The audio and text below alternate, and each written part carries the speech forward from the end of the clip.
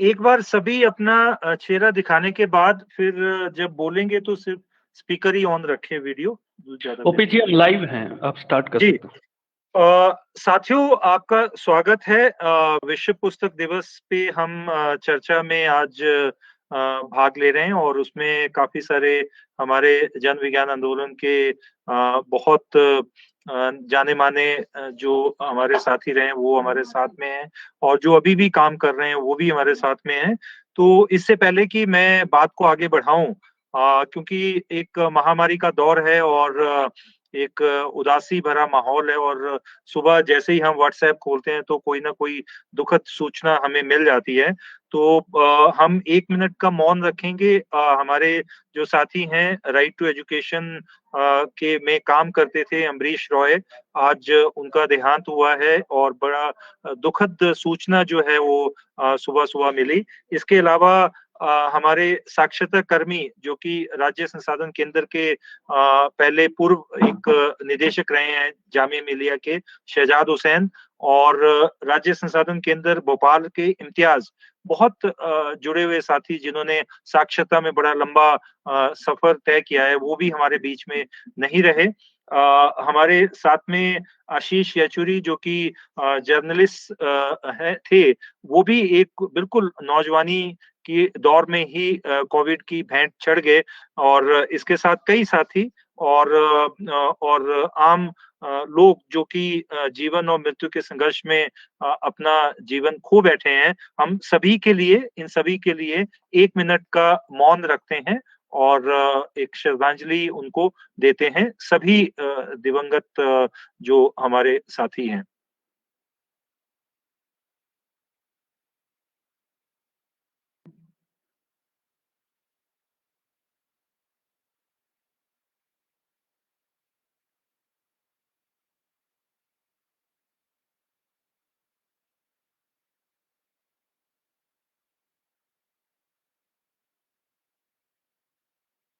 धन्यवाद। साथियों विश्व पुस्तक दिवस है आज 23 अप्रैल और 1995 में यूनेस्को जो यूनाइटेड नेशन की एक संस्था है उसने इसको किया था world book day and copyright day के तौर पे और इसका महत्व इसलिए किया जाता है कि जो शेक्सपियर और इस तरह के बहुत सारे जो साहित्यकार थे, उनका जन्म इस दिन हुआ था और कुछ का देहांत इस दिन हुआ था। उसी को याद में रखते हुए और पुस्तकों के महत्व को ज़िंदगी में पुस्तकों के महत्व को दर्शाते हुए इसको मनाने का निर्णय लिया गया था। और कहा ये जाता है कि किताबें जो हैं वो जो संसार है वो किताब है, वर्ल्ड इज़ बुक और जिसने ट्रैवल नहीं किया वो संसार को नहीं देख पाएगा, उसने सिर्फ़ एक ही पेज पढ़ा है। पर हमें लगता है कि किताबें जो हैं वो संसार को का सफ़र भी करवाती हैं, वो बीते समय में भी ले जाती हैं, देशों में ले जाती हैं और विचारों में ले जाती हैं और हमें समझ देती हैं, विचार देती हैं, सूझबूझ देती हैं और एक सामाजिक परख भी देती हैं। मुझे याद है जिस समय मैं कॉलेज में पढ़ता था तो 1-2 जो लेखक थे उनकी किताबों को मैं बहुत ज़्यादा पढ़ा करता था। एक राहुल सांकृत्यायन और प्रेमचंद और उनकी किताबों को पढ़ते-पढ़ते हम बड़े हुए हैं और जैसे राहुल सांकृत्यायन की एक किताब हिमाचल अब आप देखिए कि हिमाचल जो किताब उन्होंने लिखी, वो उस समय लिखी और उस समय का दौर था जिस समय गाड़ियाँ नहीं होती थी, जिस समय म्यूल से जाना पड़ता था। उस समय का वृत्तांत उन्होंने हिमाचल के 2 किताबों में लिखा है और इसमें इतना वृत्तांत तो हम जब अब इतना एक्सेस हो गया है हिमाचल का, तब इतना वृत्तांत तो हम अभी भी नहीं लिख सकते। तो ये एक बात है जिसको अगर हम एक ऐतिहासिक तौर पे हिमाचल को जानना चाहें, तो हम राहुल सांकृत्यायन की किताब को पढ़ सकते हैं। तो ये काफ़ी महत्वपूर्ण है और आज जो विचारों की जंग है और जो इस जंग में ज्ञान ही हमारा सहारा है और किताबें ही सच्चा साथी और हथियार है। हमें पूरी विश्वास है कि किताबों को हम पढ़ते हुए अपने संसार को जो है वो आगे बढ़ाएँगे और एक नया समाज बनाएँगे, जिस समाज की हम कल्पना करते हैं, जिसमें सभी बराबरी के साथी हों और सबको एक बराबरी का अधिकार हो जीने का और आजकल का दौर जो महामारी का दौर है वो काफ़ी संगीन दौर है। इस समय तो किताबों का एक बहुत महत्वपूर्ण जो है वो रोल रहता है। ख़ास तौर पे जैसे मैं देख रहा था कि एज ऑफ पैंडेमिक्स 1817 से 1920 एक पूरा किताब में लिखा गया है। अगर हम इसको पढ़ें तो इससे पता चलता है कि 1817 से 1920 के बीच में जो समय बीता है, एक पूरा का पूरा एक इतिहास जो इसमें बताया गया है, उससे भी सीख मिलेगी। तो हमें अगर किताबें पढ़नी हैं और उनको करना है, तो इसी को याद करते हुए आज हम विश्व पुस्तक दिवस पे इस बात की चर्चा कर रहे हैं। हमारे बीच में के कृष्ण कुमार हैं, जो कि प्रेज़िडेंट रहे हैं भारत ज्ञान विज्ञान समिति के, उनका भी हम स्वागत करते हैं। मनोज कुलकर्णी हैं, जो कि लेखक हैं और जनवादी लेखक संघ के राष्ट्रीय कार्यकारिणी के मेंबर हैं, उनका भी हम स्वागत करते हैं।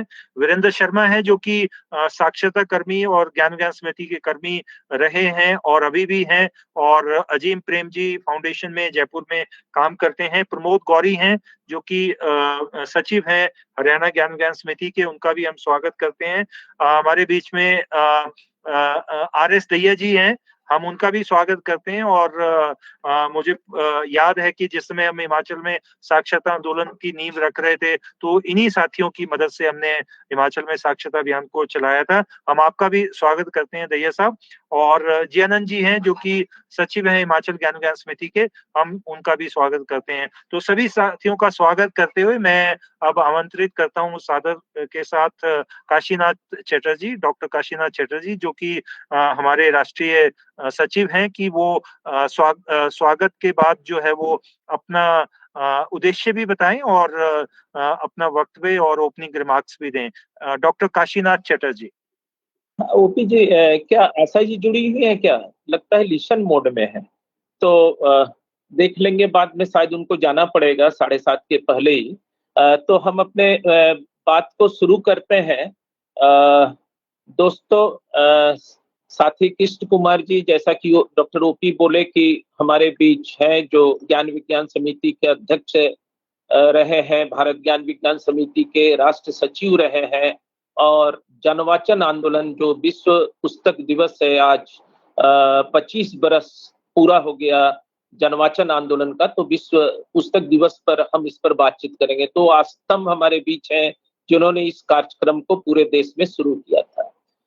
तो सबसे पहले तो हम उनका स्वागत करते हैं। उसके बाद साथी मनोज कुलकर्णी जी हैं, जो जैसा कि उनका परिचय दिया डॉक्टर ओपी भुरेटा, और उसके साथ साथ तो जनवाचन आंदोलन का बीच में जो खास करके बच्चों का पुस्तक था उसमें लिखने में और उसका माने एडिट करने में महत्वपूर्ण भूमिका निभाए थे।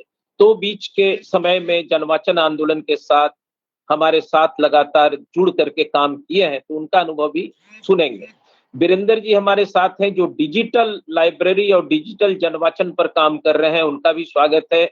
जिया भाई हिमाचल में टीजी, जैसे ही हम लोग पत्र लिखे कि सबसे पहले हम हिमाचल गए थे जहां जनवाचन आंदोलन चल रहा था, पुस्तकालय खुल रहा था, तो उनका भी अनुभव हम सुनेंगे। और प्रमोद जी जो लगातार पुस्तकों का श्रृंखला चला रहे हैं, उनका भी बातचीत हम लोग सुनेंगे। और जो आज का जो संकट का घड़ी है, जैसा कि ओपी जी बातचीत कर रहे थे कि लगातार हम दुख का ही बात सुन रहे हैं, इस समय हम विश्व पुस्तक दिवस पर जनवाचन आंदोलन और विश्व पुस्तक दिवस पर बातचीत करने के लिए खड़े हैं, जब बहुत बड़ा संकट पूरे दुनिया में भी है और हमारे देश में भी है। और उस संकट से जो भारत ज्ञान विज्ञान समिति के लोग, all India people science network के लोग लगातार इस संघर्ष में लोगों के साथ है, और आगे भी हम कोविड बैरियर के रूप में बहुत सारे वॉलंटियर्स का ट्रेनिंग दे करके हजारों के तादाद में समाज में काम करने के लिए 2-3 दिन के बाद इस ट्रेनिंग को शुरू होगा।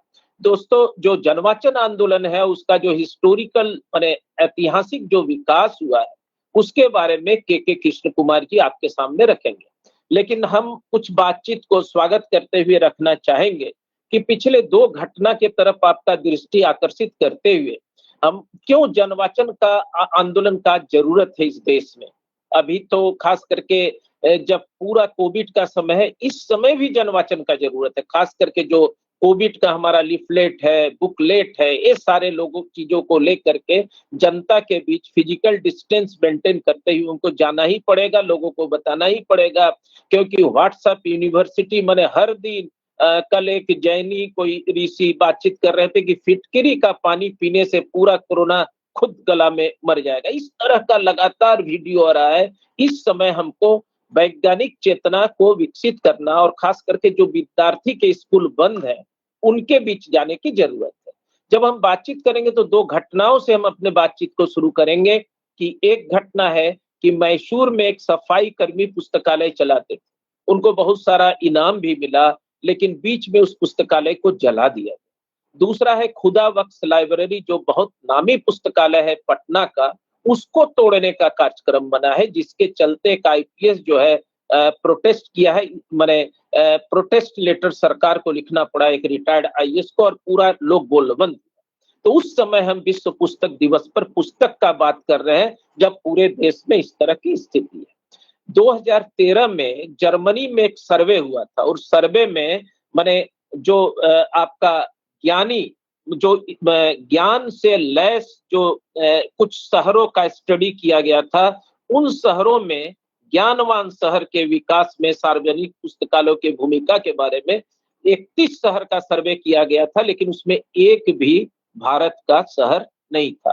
तो हम कहते हैं विश्व गुरु बनेंगे तो बिना किताब के विश्व गुरु कैसे बनेंगे। दूसरा है कि जब 2011 की जनगणना हम देखते हैं, तो उस जनगणना में देश भर में 75,000 करीब पब्लिक लाइब्रेरी, इनमें 70,000 ग्रामीण क्षेत्रों में। इस हिसाब से शहरों में प्रत्येक 80,000 पर जनसंख्या पर एक लाइब्रेरी। इस बात का भी ठीक आंकड़ा नहीं है कि इसमें कितना चल रहा है। वहीं अमेरिका में 95% आबादी के लाइब्रेरी तक पहुंच है।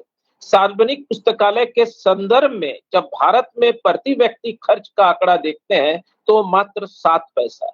वहीं जब फिनलैंड में 30 यूरो और अमेरिका में $35.96 है। इसके अलावा भारत में पुस्तकालयों को लेकर बहुत बड़ा क्षेत्रीय विषमता भी है।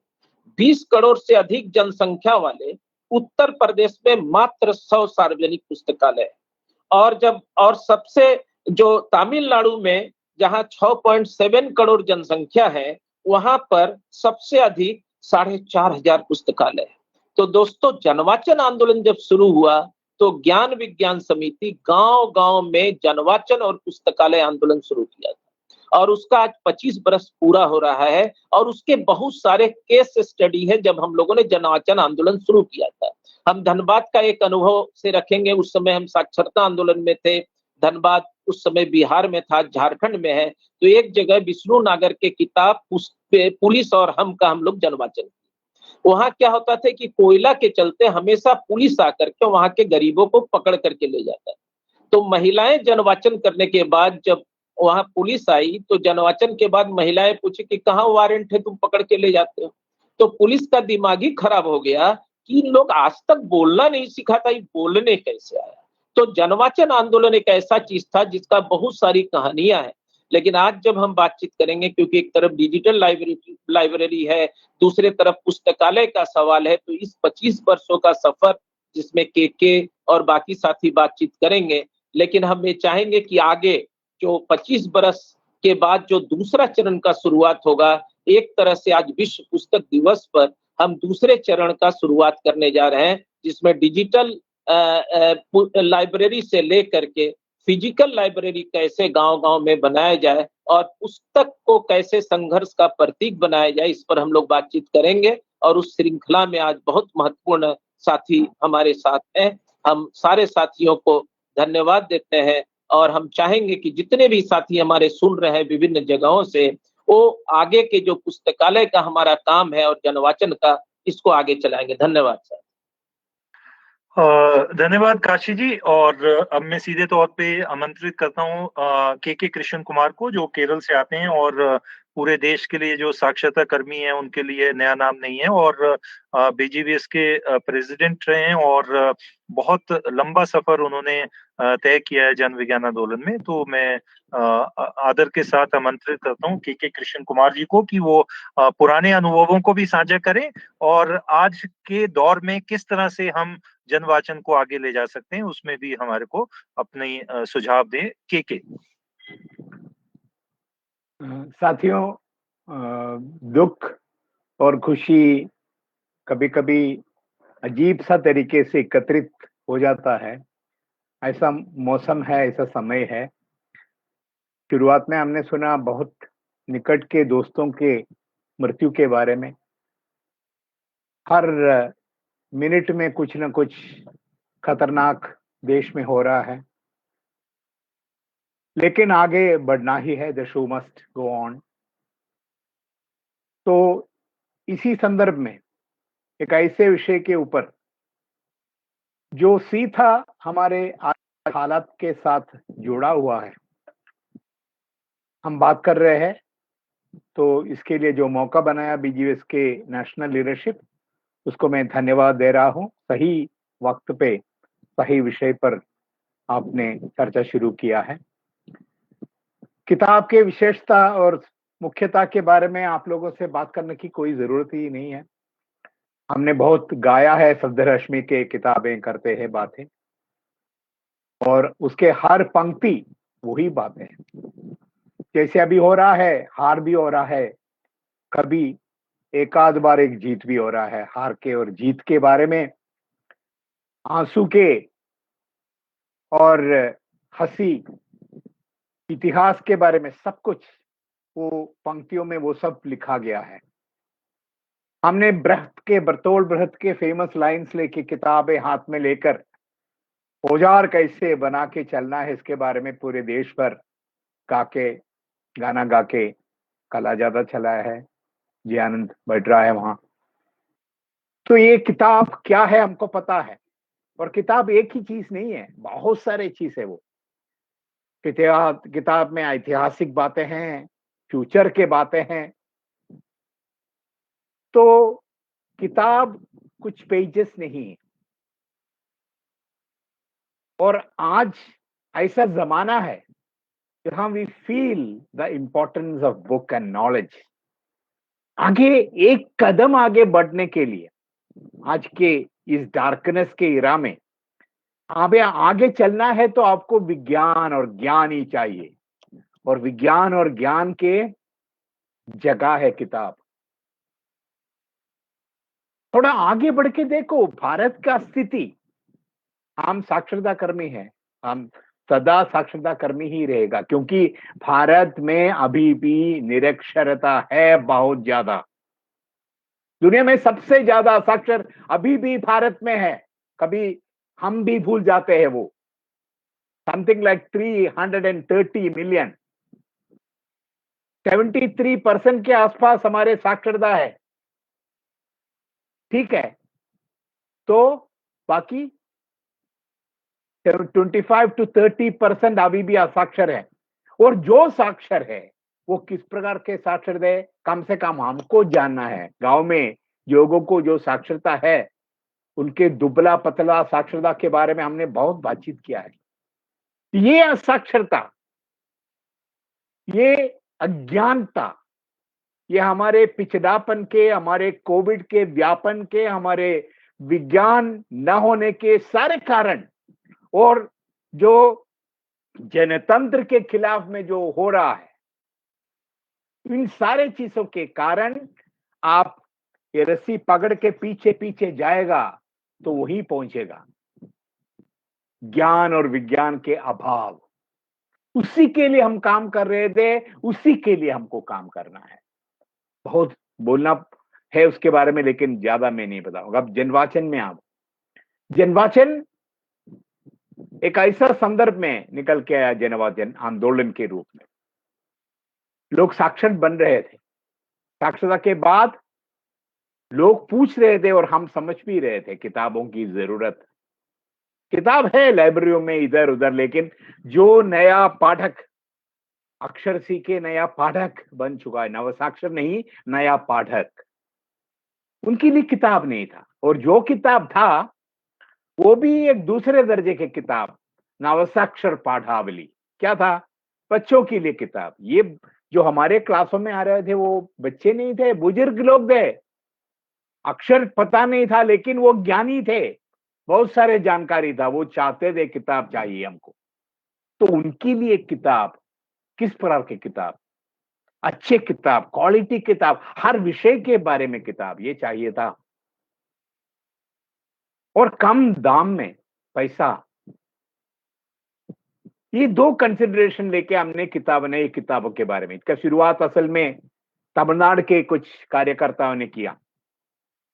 पुदुकोटा नामक एक डिस्ट्रिक्ट है, मदुरा है, वहां के अभी भी मुझे याद है माडस्वामी, शशिधरन, तमिल सेल्वन और बहुत सारे साथी लोग, वो सब मिलके वहां के जो नवसाक्षर बन चुके थे, नव पाठक बन चुके थे, उनके लिए अलग अलग प्रकार के नए किताब, 1 पेज का किताब, 2 पेज का किताब, कार्ड के रूप में किताब, 7 पेज का, 8 पेज का किताब, ये स्टैंडर्ड डेफिनेशन ऑफ किताब के साथ जाने वाला नहीं था, लेकिन अच्छे किताब जो लोग चाहते हैं जानकारी।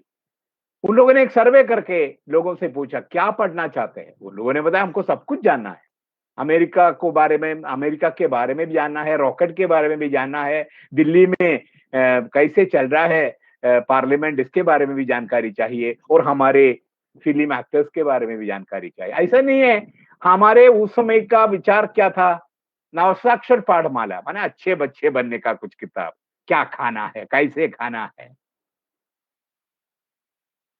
किस प्रकार के लोगों से बात कर रहे हैं आप, जो अपनी जिंदगी बहुत सालों से अलग अलग प्रकार चलाते हैं, अनुभवी लोग, उनको बच्चों के किताब नहीं चाहिए, बच्चों का भी अच्छा किताब देना चाहिए, दूसरे दर्जे का बच्चों का किताब को नवसाक्षर पाठावली बना के उनको नहीं चाहिए, अच्छे किताब, अच्छे लेखक से लिखे हुए। ये था शुरुआत, उन लोगों ने कुछ किताब बनाया, वो हमारे पास आया, वो किताब लोगों के पास लेके जाने का एक तरीका उन लोगों ने बनाया, पढ़ के सुनवाने का, अलग अलग प्रकार की किताब, पूरा किताब नहीं था, आधा कहानी करने वाला किताब। आपने हमारे गांव की आशा के बारे में याद होगा, एक कहानी आधा कहा गया है और सवालों के साथ है वो किताब, वो पूरा करना पाठकों का काम था। अलग अलग प्रकार के किताब, ये आइडिया लेके हमने हिंदी भाषी राज्यों के कुछ लेखकों से बातचीत किया, तो उसमें 2 नाम मुझे याद करना ही है, वो विष्णु नागर जी का है, असद सईदी का है। इन लोगों ने बता दिया बहुत अच्छा आइडिया है। उस समय असल में हम कोशिश कर रहे थे हमारे मशहूर लेखकों के सामने एक नया वास्तविकता रखने का। देश में साक्षरता अभियान के बाद एक नए प्रकार के पाठक निकल के आ चुका है, उनके लिए किताब चाहिए, वो चाहते हैं, और जो आपके बड़े बड़े मोटे मोटे किताब वो उनके लायक नहीं है, अभी लायक नहीं है, तो उनके लिए छोटा, अच्छा, कम दाम का, सही क्वालिटी का किताब चाहिए। ये उन लोगों ने सही ढंग से पकड़ लिया, और सारे लेखकों ने, जितने सारे लोगों ने, बहुत सारे लोगों से, मशहूर लेखकों से, कवियों से, सब हमने बातचीत किया। उत्तर भारत में 3-4 वर्कशॉप्स भोपाल में किया, लखनऊ में किया, दिल्ली में किया, बिहार में किया, राजस्थान में भी किया। ये हर वर्कशॉप में बहुत अच्छे लेखक, वो रविंद्र वर्मा हो, विष्णु नागर हो, राजेश्याम जी हो, तपलियाल जी हो, बहुत सारे लोगों का पूरा नाम बता नहीं पाएंगे मैं, लेकिन मैं सबको याद करना चाहता हूं। बहुत सारे लेखक एकत्रित हो गया और उन लोगों ने आइडियाज दिया, हम नए किताब बनाएंगे, पुराने किताब प्रेमचंद जैसे मशहूर लोगों के किताब को अडैप्ट करके लिखेंगे, किसी भी प्रकार अच्छे अच्छे किताब, रोचक किताब, उसमें कहानी होगा, पोएट्री होगा, शुभा जी ने लिखा, मनमोहन जी ने लिखा, बहुत सारे लोग, रविंद्र वर्मा ने लिखा, नाटककारों ने लिखा, असद ने लिखा, और अंग्रेजी से किताब ट्रांसलेट किया, हिंदी के क्लासिक्स को लेके आने का कोशिश किया। ऐसा शुरू हो गया, हिंदी में शुरू किया, धीरे धीरे वो बाकी राज्यों में भी चला गया। तमिलनाडु के मशहूर लेखकों ने परमिशन दिया हमको, हमारे किताब को आप इस्तेमाल कीजिए, हमको पता है पूरी तरह वो किताब नव पाठक नहीं पढ़ पाएंगे, उसका थोड़ा सा अडैप्ट करना है तो आप कीजिए, मुफ्त कीजिए, कॉपीराइट फ्री। कर्नाटक में भी ऐसा किया, तो एक माहौल था। तो हमने किताब बनने का काम, संजय का नाम, अमिताभ का काम, हमारे ऑफिस में संजय था, असद सईदी और विष्णु नागर इसको एडिट करने का काम लिया, और संजय इसको कोऑर्डिनेट करता है रातों और दिन, ये रातों और दिन का काम था। विजय हमारा कंप्यूटर में ये इकट्ठा करने का काम कर रहा था, चित्र बनने के लिए बहुत सारे साथी, राजेश्याम जी प्रूफ रीडिंग कर रहा था, एक पूरा टीम रातों दिन, जैसे साक्षरता का हर काम ऐसा ही चल रहा था। एक नया नया एक क्या कहता है, एक जोश के साथ। फिर विजय के बाद अमित और भी लोग आ गया। तो ये आंदोलन के रूप, और गांव में जब ये किताब पहुंच गया, लोगों को बहुत उत्साह मिला। हमने एक गाइड बुक बनाया था, कैसे एक जनवाचन आंदोलन चलाना है, किताब पढ़ के सुनाने का, एग्जीबिशन करने का, कलेक्टिव नया किताब बनने का, किताब उनको पढ़वाने का नहीं, उनसे किताब बनवाने का भी, अलग अलग भाषाओं में, सारे भाषाओं में हमने किताब नहीं बन पाया। हमारे उस समय का ड्रीम अभी भी बाकी है। जितने सारे लोकल लैंग्वेजेस है, ट्राइबल लैंग्वेजेस हो, लोकल लैंग्वेजेस हो, जो अभी भी मैंने क्या कहता है रिकॉग्नाइज भी नहीं हो, लेकिन लोग बड़े पैमाने पे बात की तरह, उन सारे भाषाओं में, क्योंकि लोगों को समझने वाला भाषा वही है, ये हमारा उद्देश्य है। लेकिन इन सारे कामों से हंड्रेड्स ऑफ न्यू बुक्स के, मुझे लगता है कि 1996-97 के अंत तक करीब 350 बुक्स आया। बड़े पैमाने बहुत सारे राज्यों में किताब बिकने का, किताब का दाम बहुत इंपॉर्टेंट था। हमने रखा था पहले जनवाचन किताब को 2 रुपया। बहुत सुंदर किताब नहीं था देखने में वगैरह, लेकिन किताब था। We were changing the definition of book. उस समय एनबीटी वालों से हमारा बातचीत किया था। एनबीटी वालों का एक डेफिनेशन था, इतना पेज कम से कम चाहिए, एक बहुत ही खूबसूरत कवर चाहिए, ये सब चाहिए, लेकिन दाम बढ़ेगा और पैसा देने के लिए कोई तैयार नहीं होगा। ये लोगों तक पहुंचना है और मुफ्त में देने के लिए नहीं, लोगों को खरीदना है किताब, ये था प्रिंसिपल। तभी वो उसको ओन करेगा।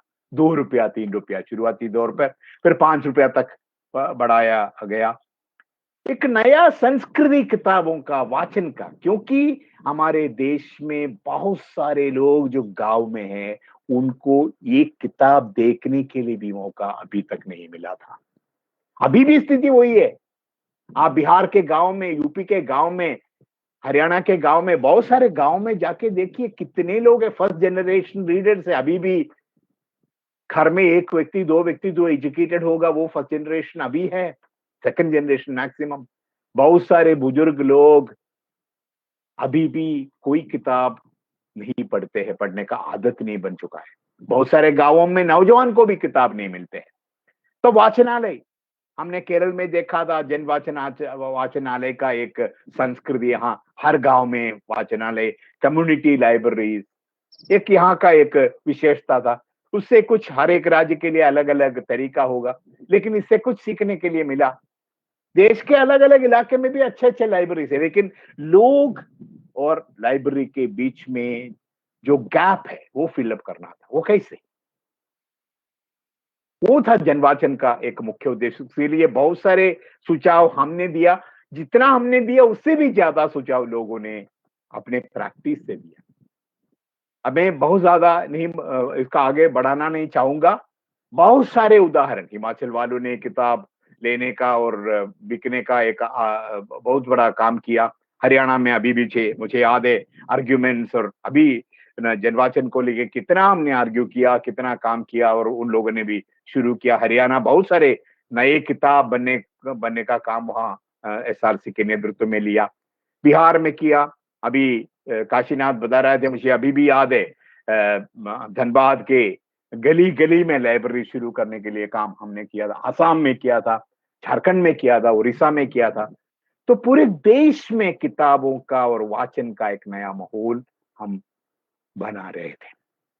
हमारे एक दिक्कत यह है कि इसको फॉलो अप पूरी तरह हम नहीं कर पाया। इसके लिए अलग कारण है, सरकार की मुख्यता में नहीं आया था, हमारे प्रोजेक्ट में इसको डालने का तरीका नहीं था। लेकिन इन सारे चीजों को नकार करके आगे बढ़ना ही है, क्योंकि सरकार मदद करे या ना करे, तरीका निकाल के किताब हमको निकालना ही पड़ेगा, लोगों तक पहुंचाना ही पड़ेगा। अब दिक्कत है कि डिजिटल डिवाइड के बारे में आपने सुना होगा। जिसके पास डिजिटल सुविधाएं हैं और जिसके पास नहीं है। जैसे गरीब और अमीर है, इसी प्रकार नॉलेज रखने वाले, knowledge haves and knowledge have nots, किताब हैव्स एंड किताब हैव नॉट। जिसके पास किताब है, किताब पढ़ने का सुविधा है, किसके पास वो नहीं है। ये एक एक्सप्लॉइटेशन का तरीका, जैसे गरीब और अमीर के बीच में जो दिक्कत, जो एक्सप्लॉइटेशन बढ़ जाता है, उसी प्रकार rich poverty is also a very very important. Knowledge आज के जमाने में सबसे बड़ा औजार है, कभी कभी वो पैसे से भी ज्यादा स्ट्रांग औजार बन जाता है। तो और 25 इयर्स बैक जब हमने ये काम शुरू किया था, वहां से बहुत बदल गया है, किताबों की दुनिया बदल चुका है, डिजिटल संविधान आ गया है, बहुत सारे तरीकाएं डिजिटल आ गया है। अब आप सारे किताब वीरेंद्र से पूछ लो, अरविंद गुप्ता ने कितने सारे किताब हमारा बनाया, वो सब अब डिजिटली अवेलेबल है। हर दिन एक दो वीरेंद्र मेरे को बेचते रहते हैं वे, और अरविंद गुप्ता के प्लेटफॉर्म में वो उपलब्ध है। वो बता रहा था hundreds of downloading is taking place every day. Arvind Gupta हमारे बाल जनवाचन के बारे में जब सोचते हैं, अरविंद गुप्ता के बारे में सोचना ही पड़ेगा। रातों दिन बैठ के अभय के साथ उसने काम किया और कितने अच्छे अच्छे किताब निकाले। फिर तापस चक्रवर्ती के नेतृत्व में हमने काम किया, अंशुमाला जैसे लोगों ने मदद किया। तो 3-4 चरण हमने जनवाचन चलाया, और हम समझे या ना समझे, ग्रामीण भारत के किताबों के एक नया माहौल, ग्रामीण भारत में एक नया माहौल हमने बनाया है। We have redefined book, we have redefined the whole concept of old concept of क्या कहता है नवसाक्षर किताब। दूसरे दर्जे के किताब को नवसाक्षर किताब नाम के बुजुर्ग लोगों को देने का वो पुराने आदत को हमने तोड़ दिया। किताब के दाम के बारे में एक नया समझ बना दिया। तो इस इतना तो उपलब्धि पुराने जमाने में हुआ है। अब आगे बढ़ने की बात भी करना है। आगे ये सब अभी भी रिलेवेंट है। गांव में किताब कैसे पहुंचा दे, इसके बारे में बहुत ही गहराई से सोचना है। जैसे क्या कहता है काशी ने बोला, एक चीज बहुत इंपॉर्टेंट, ना ये किताब निकलते रहना है, original books, adaptation, translation continuously. और उसका लेवल 2-3 लेवल के किताब चाहिए। आप जिन लोगों ने नव पाठक के रूप में हमारे ये वाचन के दुनिया में पहुंच गया, वो थोड़ा आगे बढ़ चुका है, तो दे नीड बेटर हाईली थोड़ा मेच्योर्ड बुक्स चाहिए। तो एक लेवल नव पाठक अभी भी है, उनके लिए किताब चाहिए। गांव के बच्चों के लिए हमने हमारे बाल वाचन का शुरुआत इसलिए किया कि बच्चों के लिए किताब बहुत है भारत में, इंग्लिश में है, हिंदी में है, वो सब, लेकिन only rich and middle class people can manage.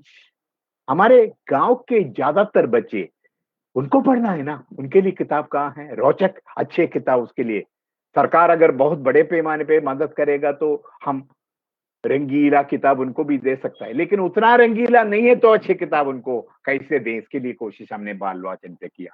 बड़े पैमाने पे किताब लोगों ने स्वीकार किया। तो ये सारे बाल वाचन को आगे बढ़ाना है। गांव के बच्चों के लिए किताब चाहिए, गांव के महिलाओं के लिए किताब चाहिए, जो लोग कोविड का लड़ाई लड़ रहा है उनके लिए किताब चाहिए, ये अंधविश्वास जो आगे बढ़ रहा है उसको लड़ने के, उसके बारे में किताब चाहिए, मनोरंजन के लिए किताब चाहिए। पूरे दुनिया में क्या चल रहा है आजकल, देखो हम दुनिया के बारे में कोई बात नहीं कर रहा है। पुराने जमाने में वियतनाम वार के समय पे नहीं तो पूरे दुनिया के बारे में हम सब बात कर रहे हैं। हम केवल अपने इतने ज्यादा नेटवर्क है इंफॉर्मेशन का, लेकिन दुनिया के बारे में हमारे जानकारी कम हो रहा है। Climate change is threatening all of us. Covid के साथ उसका भी बहुत सारे संबंध है, हमारे भाषणों में और चर्चाओं में बहुत आ चुका है। वन हेल्थ का कंसेप्ट के बारे में, अब केवल हमारे हेल्थ के बारे में बात करने से कोई फायदा नहीं, पूरे कुदरत के हेल्थ के बारे में बात करना है। One health, everybody's health is important. हमारे चारों ओर जो जानवर है, चारों ओर जो पेड़ है, ओवरऑल जो कुदरत है। अब 1-2 दिन पहले अर्थ डे था, अर्थ का सबका हेल्थ को बेकार करके हमारा हेल्थ को मेंटेन नहीं कर पाए। और आपको ये भी याद करना है, ये कोविड के पीछे पीछे जाके देखेगा तो ये क्लाइमेट चेंज और उसके बीच में संबंध है, स्पीशीज जंपिंग वगैरह, अलग वायरस भी कहीं से जंप करके आया होगा, अलग अलग प्रकार के वैज्ञानिक बात। तो ये सारे जानकारी, हर एक जानकारी एक नया औजार है। ये जानकारी जब लोगों तक पहुंचेगा तभी औजार बन जाएगा, नहीं तो कुछ लोगों के पास ये जानकारी रहेगा, वो आम जनता के खिलाफ में इसको इस्तेमाल करेगा, अपने जानकारी को शोषण के लिए इस्तेमाल करेगा बड़े पैमाने पे। अभी देख लो, कोविड के समय पे भी अपने अपने लाभ और हमारे प्रॉफिट कैसे बढ़ा दे, इस प्रकार के प्राइवेट इंटरेस्ट काम कर रहा है। तीन सारे चीजों को तोड़ के जनता के विचार को बढ़ाने के लिए यही तरीका है किताब और जानकारी उन तक पहुंचने का काम। तो डिजिटल किताबों के साथ साथ डिजिटलाइजेशन बहुत इंपॉर्टेंट है। डिजिटलाइजेशन के टेक्निकल इश्यूज है, ये सारे लोगों को ये डिजिटली अवेलेबल हो जाएगा तो कैसे पैसा वापस मिलेगा, इस पर के बहुत सारे सवाल है। इसका सोल्यूशन भी निकल रहा है। 2-3 तरीके से हमको इसको फेस करना पड़ेगा। हमारे जितने सारे किताब है वो डिजिटल प्लेटफॉर्म में रखे, वो एंटर करने के लिए कुछ एंट्री फीस वगैरह डाल के कॉन्ट्रीब्यूटरी हो सकता है, नहीं तो कुछ किताबें प्राइस लेके खरीदने का प्रावधान बना सकता है। किंडल जैसा, अमेज़न जैसा प्लेटफॉर्म बना के डिजिटल बुक्स खरीदने का प्लेटफॉर्म को जरूर बनना पड़ेगा। लेकिन उसी समय हमारे गांव में सारे लोगों के पास ये नहीं होगा, लेकिन सारे लोगों के पास नहीं है ऐसा भी नहीं बना सकता, क्योंकि आपने मोबाइल फोन पे किताब पढ़ सकते हैं आजकल। तो आम जनता ये है, उनके पास ये नहीं है, वो पुराने जमाने के बात है। गांव में इसको भी लेके जाना है, किताब चाहिए, डिजिटल प्लेटफॉर्म चाहिए, डिजिटल खरीदने का तरीका चाहिए, डिजिटल लाइब्रेरी चाहिए, आम लाइब्रेरीज भी चाहिए। आम लाइब्रेरी का कुछ विशेषता है, वो केवल किताबों का जगह नहीं है, लोगों को एकत्रित करने का जगह भी है। ये जनतंत्र को सबल सशक्त बनने का एक जगह बन जाता है वाचन और वाचनालय। तो बहुत सारे और भी बातें बहुत है, लेकिन उन सारे चीजों में मैं नहीं जाऊंगा। जनवाचन के 25th ईयर में हमको 2-3 चीजों के बारे में डिसीजन लेना है। एक तो जनवाचन को आगे बढ़ाना है, पुराने किताबें अच्छे ढंग से let us bring it out again. Let us think seriously about hundreds of new books. Let us plan at least 500 new books. While planning that, take into consideration the present day, present time. What kinds of books are required? Think about rural children, rural people. हमारे किताब हर समय कम कीमत का। We will not produce books to create profit. We will have to match it. There are other commercial ways to kind of find out. There are corporate funds होगा, ये होगा, वो सारी चीजों को एक्सप्लोर करने का तरीका होगा वो, और डिजिटली किताबें खरीदने का व्यवस्था बना दो। जो भी हो, बहुत ही forcefully a second wave of जनवाचन we should take up. This should be our main decision. सारे लोगों को बधाई। Let us go further ahead, challenging COVID and all the other challenges. Thank you very much. जी, आपका बहुत बहुत धन्यवाद। और के ऐसे राज्य से आते हैं केरल में कि मुझे याद है कि जिस समय हमारे सभी साथियों को याद होगा, एक दौर में हम केरल में जाते थे तो वहां पर लोग पहले अपनी लाइब्रेरी दिखाने के लिए ले जाते हैं कि मेरी लाइब्रेरी जो है वो इतना बड़ा है। नॉर्थ इंडिया में पढ़ने की संस्कृति नहीं है, अभी भी हम ड्राइंग रूम ज्यादा दिखाते हैं, लाइब्रेरियां उसमें नहीं होती हैं, और एक दिखावटी तौर पे 3-4 किताबें जो धूल जमी होती हैं वो वैसी किताबें पड़ी होती हैं, या अपने कॉलेज के जमानों की जो किताबें हैं वो वहां रखी होती हैं। तो मुझे लगता है कि आपने बहुत सुझाव दिए, हम उनका स्वागत करते हैं और ये उम्मीद करते हैं कि भविष्य में भी आप इसी तरह से हमारा मार्गदर्शन करते रहेंगे। अब मैं बहुत आदर के साथ मनोज कुलकर्णी को, जो हमारे साथी हैं, जिन्होंने लेखक हैं और जनवादी लेखक संघ से जुड़े हैं और प्रगतिशील लेखन करते हैं और काफी और पेंटर भी हैं। एक इनकी खूबी ये भी है, पेंटर भी है। और घुमक्कड़ जिस तरह से राहुल सांकृत्यायन घूमते थे, उस तरह से इनकी भी घुमक्कड़ी जो है वो काफी चलती है। तो मैं उनको आमंत्रित करता हूँ। दो बातें हैं, एक तो लेखन, जब लेखक लिखता है तो वो उसके सामने क्या चैलेंज होता है, क्योंकि जैसा केके ने बताया कि एक आम जो किसान है उसके लिए किस तरह की किताब चाहिए और एक जो नौजवान है उसके लिए किस तरह की किताब चाहिए। तो इसमें आपको क्या लगता है, और जो आपने जनवाचन आंदोलन में भी आपका महत्वपूर्ण योगदान रहा है, उस बातों को आप साझा करेंगे? मनोज कुलकर्णी। इस चर्चा में हिस्सेदारी के लिए मुझे आमंत्रित करने का धन्यवाद। मित्रों, जैसा कि पहले कहा जा चुका है कि हम एक बड़े मुश्किल वक्त में है और जिस तरह की परिस्थितियां हमारे सामने मौजूद हैं, लेकिन उसके साथ ही इन चुनौतियों से हम कैसे लड़ेंगे, ये भी एक महत्वपूर्ण प्रश्न है हमारे सामने। और उसका एक माध्यम निश्चित रूप से जनवाचन भी है। जैसे कि अभी हम केके ने विस्तार में अपनी बातें कही हैं, मैं अपनी बात को 2009 बरस 2009 से मुझे ये अवसर मिला कि मैं जनवाचन जो आंदोलन था उसमें सक्रिय तौर पर हिस्सेदारी कर सकूं। उसके पहले मुख्य रूप से जो प्रौढ़ थे उनके लिए किताबों का निर्माण और उनके लिए किताबों का प्रचार प्रसार, ये मुख्य काम था। लेकिन 2009 बरस आते आते तक जो मुफ्त और अनिवार्य शिक्षा का कानून आ चुका था और जिसमें हमारे देश के करोड़ों वे बच्चे जो अन्यथा शिक्षा से वंचित थे, तो 6 से 14 बरस की उम्र के बच्चों के लिए शिक्षा एक अधिकार बना दिया गया था। और इस कानून को लाने में भारत ज्ञान विज्ञान समिति की बड़ी भूमिका थी और इसके लिए जो पैरवी की जा रही थी लगातार, उसमें उसका बड़ा योगदान था। तो ये कानून आने के साथ ही एक महत्वपूर्ण चुनौती हमारे सामने थी कि जो दूर दराज के इलाकों में बच्चे हैं जो अब इस कानून के तहत आ रहे हैं, उन तक स्तरीय लेकिन सस्ती किताबें किस तरह से पहुंचे, यानी जो कि भारत ज्ञान विज्ञान समिति का पहले से ही उद्देश्य चला आ रहा था।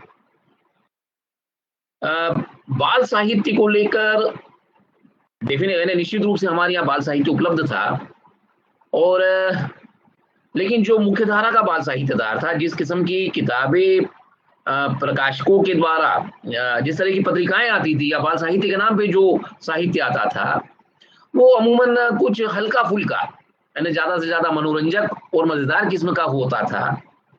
और उसमें एक तरीका ये होता था सीख देने का, यानी कहानी सुनाने के बाद अंतिम रूप से कोई सीख दे देना, इसका एक पैटर्न चला रहा था। और वैकल्पिक शिक्षा में काम करने वाले अनेक संगठनों ने, अनेक लोगों ने, शिक्षाविदों ने लगातार इस बात की पैरवी की थी, लगातार इस बात की कोशिश की थी कि ये जो तरीका चला आ रहा है इसमें सार्थक रूप से बदलाव कैसे किया जाए। तो उसमें एक तरीका तो यह था कि जो चले आ रहे विषय थे, यानी जैसे कि हमारे यहाँ पर राजा रानी की कहानियां, परियों की कथाएं, परी कथाएं और जानवर बंदर भालू के माध्यम से कुछ चीज बताना, भूत प्रेतों की कथाएं सुनाना, इस किस्म का बाल साहित्य लगातार मौजूद था। निश्चित रूप से कल्पना के स्तर पे ऐसे बाल साहित्य की जरूरत नहीं है, ये हम नहीं कह रहे, लेकिन कलेवर के तौर पे, यानी अगर आपका फॉर्म ये भी रहा तो आप किस किस्म के मूल्य, किस किस्म की चिंताएं, किस किस्म के नागरिक हम उनको बनाना चाहते हैं, जिन बच्चों को हम संबोधित कर रहे हैं, हमें कंटेंट के स्तर पर उसके बारे में भी गंभीरता से विचार करने की जरूरत थी, और जो कि लगातार बीजीवीएस में की जा रही थी। तो जो नए बच्चे, यानी अनिवार्य और मुफ्त शिक्षा के कानून के बाद जो बच्चे इस के तहत आ रहे थे, और जो हम जानते थे कि बड़े दूर दराज के इलाकों में रह रहे थे और वंचित और दलित समुदायों के बच्चे थे, जिनको अभी तक स्कूल ही उपलब्ध नहीं था, जिनको शिक्षा उपलब्ध नहीं थी, तो एक तो शिक्षा उन तक पहुंचने का जो मसला बना था, साथ ही साथ एक नए और आधुनिक जनतंत्र में उनको किस तरह का नागरिक हम लोग बनाना चाहते, ये चुनौती हमारे सामने थी। किताबों को सस्ता सुंदर रखना,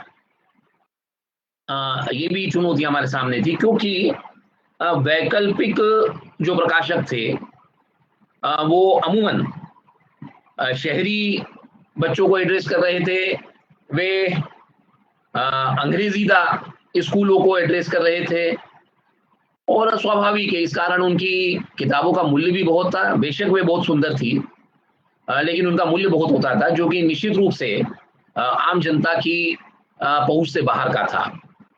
ऐसे में 2009 के बाद मुझे जनवाचन इस अभियान के तहत बाल पुस्तक माला का संपादन करने का अवसर मिला था। तो ये सारी चुनौतियां हमारे सामने थी, और हम लोग इस बात के लिए दृढ़ संकल्पित थे कि हम, चूंकि उसके पहले बीजीबीएस का जो अनुभव था वो प्रौढ़ शिक्षा का अधिक था, जिसके लिए जो किताबें बनती थी वो स्वाभाविक है कि उसको चित्रात्मक यानी इलस्ट्रेटिव नहीं बनाना पड़ता था, लेकिन बच्चों की किताबों को चित्रात्मक, आकर्षक और रंगीन बनाना ज्यादा जरूरी था। और इस बात का सुकून है कि बीजीबीएस वह कर पाया, और 2009 के बाद कुछ वर्षों तक चले इस अभियान में, इस प्रयास में अनेक ऐसी किताबें तैयार की गई, जिसमें कि जो पुरानी भारत ज्ञान विज्ञान समिति के जनवाचन आंदोलन में पहले से भी चली आ रही कुछ किताबें थी, जिनको नए कलेवर के साथ बनाने की कोशिश की गई। और इसमें हमको समकालीन लेखकों का भी बड़ा योगदान मिला, साथ ही कुछ ऐसे डिजाइनर्स जो बकायदा नए माध्यमों से परिचित थे, उनकी सिद्धता थी नए तरीके के, नए कंप्यूटर डिजाइनिंग के बारे में उनकी सिद्ध थे, वे लोग प्रशिक्षित थे। तो ऐसे लोगों का साथ मिला, और इस तरह से हम लोग कुछ नई किताबें बना पाने में सक्षम हुए। तो जो मुख्य चीज हमारे सामने थी कि हम जब विषय वस्तु के बारे में सोच रहे थे, तो ये था कि किस तरह धर्मनिरपेक्षता और जनतंत्र यानी जनतांत्रिक मूल्यों को किस तरह हम उन बच्चों के सामने ले जाए जो अभी तक शिक्षा से या इस किस्म के वाचन से लगभग अनभिज्ञ थे, उनके पास ये उपलब्ध नहीं था। तो बगैर किसी भाषणबाजी के, बगैर उन्हें ये महसूस कराए कि आप कुछ नहीं जानते, और खेल खेल में इन्हें एक रोचक तरीके से, मजेदार तरीके से किस तरह बच्चों को संबोधित किया जा सकता है, इसके साथ अनेक समकालीन लेखकों ने हमको मदद की, और उनकी किताब हमने छापी, कि जिसमें बहुत ही रोचक तरीकों से समकालीन विषयों के बारे में चर्चा की गई, और ये कोशिश की गई कि जो हमारे समाज में लंबे समय से धर्म, जाति, भाषा, जेंडर और नस्ल, रंग, इन सब चीजों को लेकर जो भेदभाव थे, इन सब को लेकर जो पूर्वाग्रह चले आ रहे थे, उनको हम कैसे तोड़ पाएंगे। क्योंकि नया नागरिक अगर आपको बनाना है जो इस आजादी के मूल्यों को समझे, जो बराबरी के मूल्य को समझे, जो भाईचारे के मूल्य को समझे, जो न्याय के मूल्य को समझे, व्यक्ति की गरिमा को समझ सके, और इन सब को समझते हुए उसका मिजाज जो हो वो वैज्ञानिक चेतना उसमें हमको यानी किस तरह से बगैर बहुत लाउड हुए या बगैर बहुत भारी भरकम शब्दावली के, लेकिन उसका मानस तैयार करने की एक चुनौती हमारे सामने थी, और इन मूल्यों को स्थापित करने की चुनौती थी। क्योंकि अक्सर हम देखते हैं कि इन चीजों को यानी जो साधारणतः जो हमारे पत्र पत्रिकाएं होते हैं उनमें जो बाल कोना होता है बाल साहित्य का, उसमें उन्हें अक्सर इन चीजों को संबोधित नहीं किया जाता है, और जो एक ढर्रा का बाल साहित्य था उसी को लेकर काम होता रहा। तो हमारा जब ये नई 2009 के बाद की जो पुस्तक माला में ये जब सारी चुनौतियां थी, तो उसमें कोशिश की गई कि इन चीजों के बारे में बातचीत की जाए, जो हमारे इन सारे मसलों को लेके जो पूर्वाग्रह दुराग्रह हमारे थे, उनको भी बड़े महीन तरीके से, अर्थात उसको कथ्य में शामिल करते हुए कैसे हम उन चीजों के बारे में चर्चा कर सकते हैं, इस पे विचार किया गया। साथ ही बच्चों के लिए, जैसा कि मैंने कहा कि हमको बच्चों के लिए इलस्ट्रेटिव किताब बनाने की जरूरत थी, रंगीन किताब बनाने की जरूरत थी। अक्सर ये होता है कि कथ्य के साथ इलस्ट्रेशन का तारतम्य नहीं जमाया जाता है, इस तरह से सोचा जाता है कि जो चित्र है वो लगभग फीलर की तरह उपयोग किया जाता रहा है।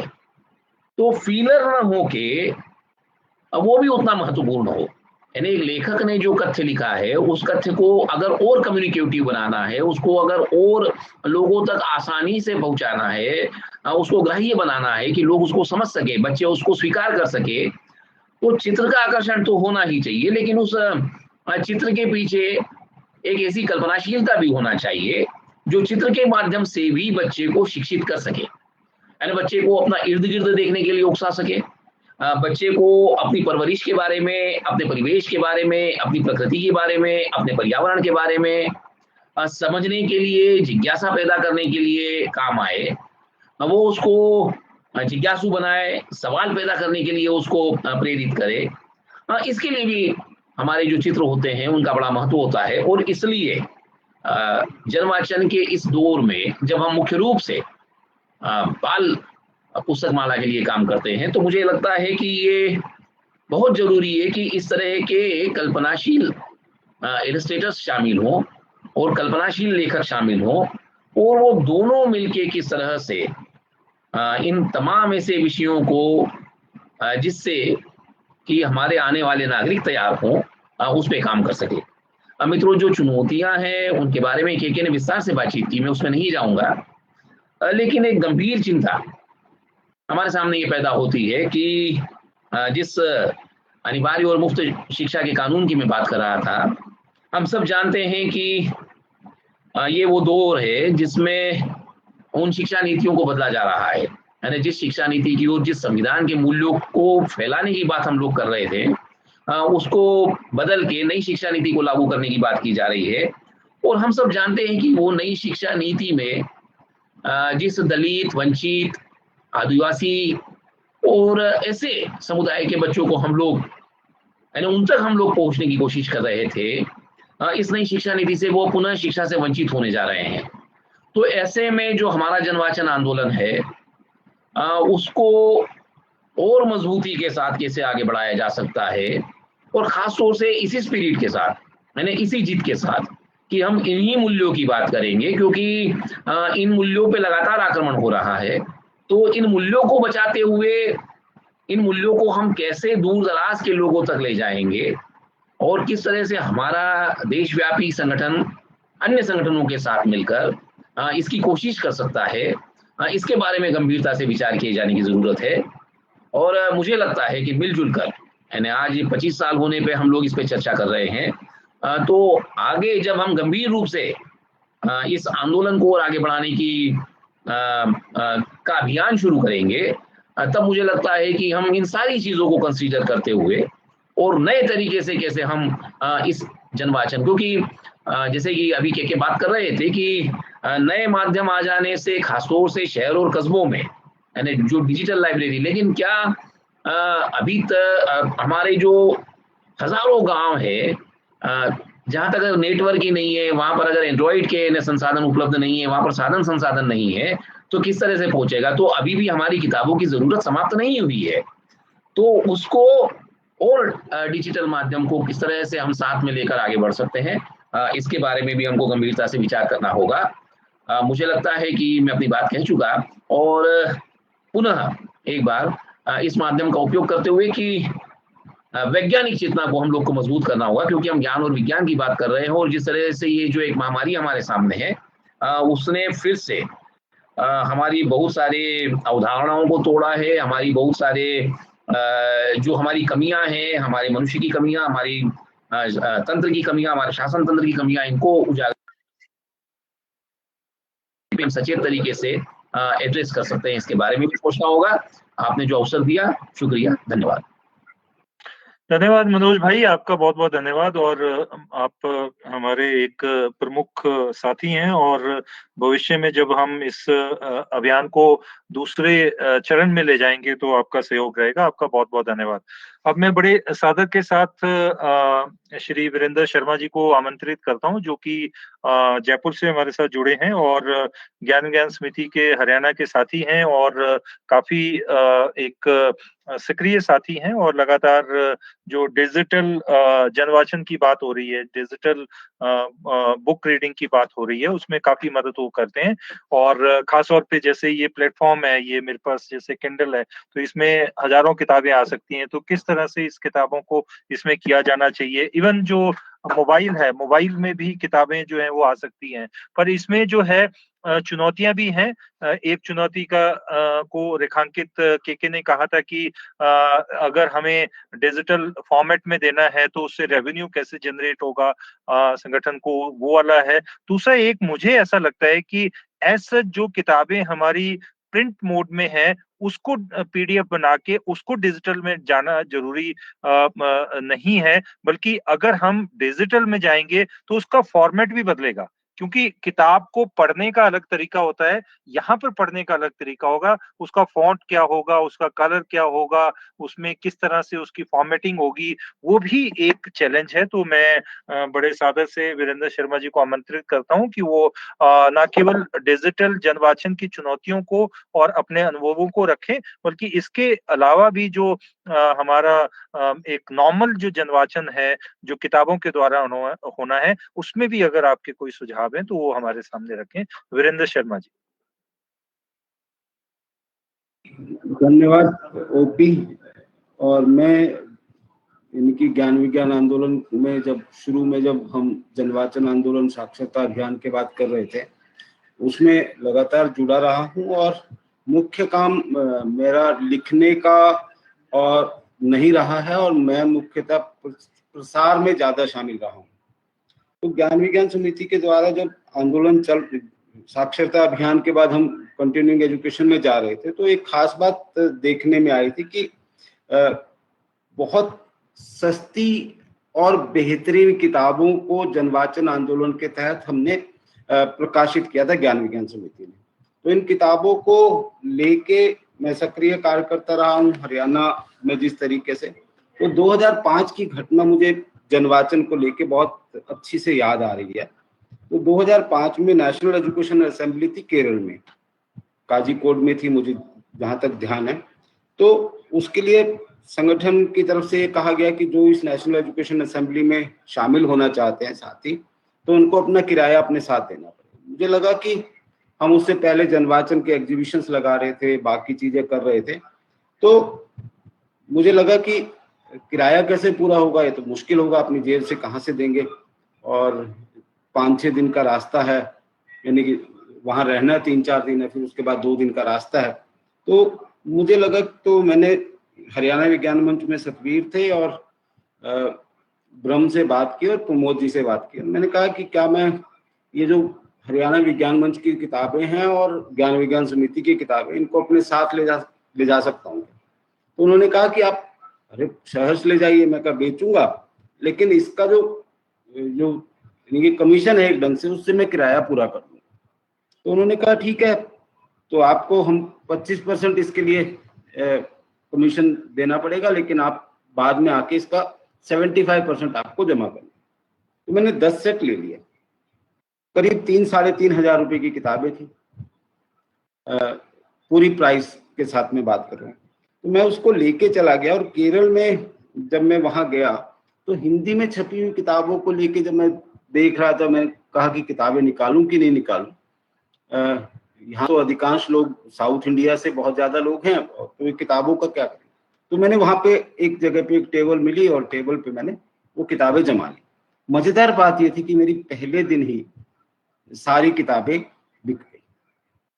और एक खास बात ये थी कि उसमें जो किताबें खरीदने वाले लोग थे वो केरल के, तमिलनाडु के, पांडिचेरी के ज्यादा लोग थे। एक हरियाणा से तो चूंकि मैं गया ही था, उत्तर भारत से किताबों को खरीदने वालों की इतनी ललक नहीं देखी। हालांकि कुछ लोगों ने बाद में भी पूछा कि किताब आपके पास है क्या।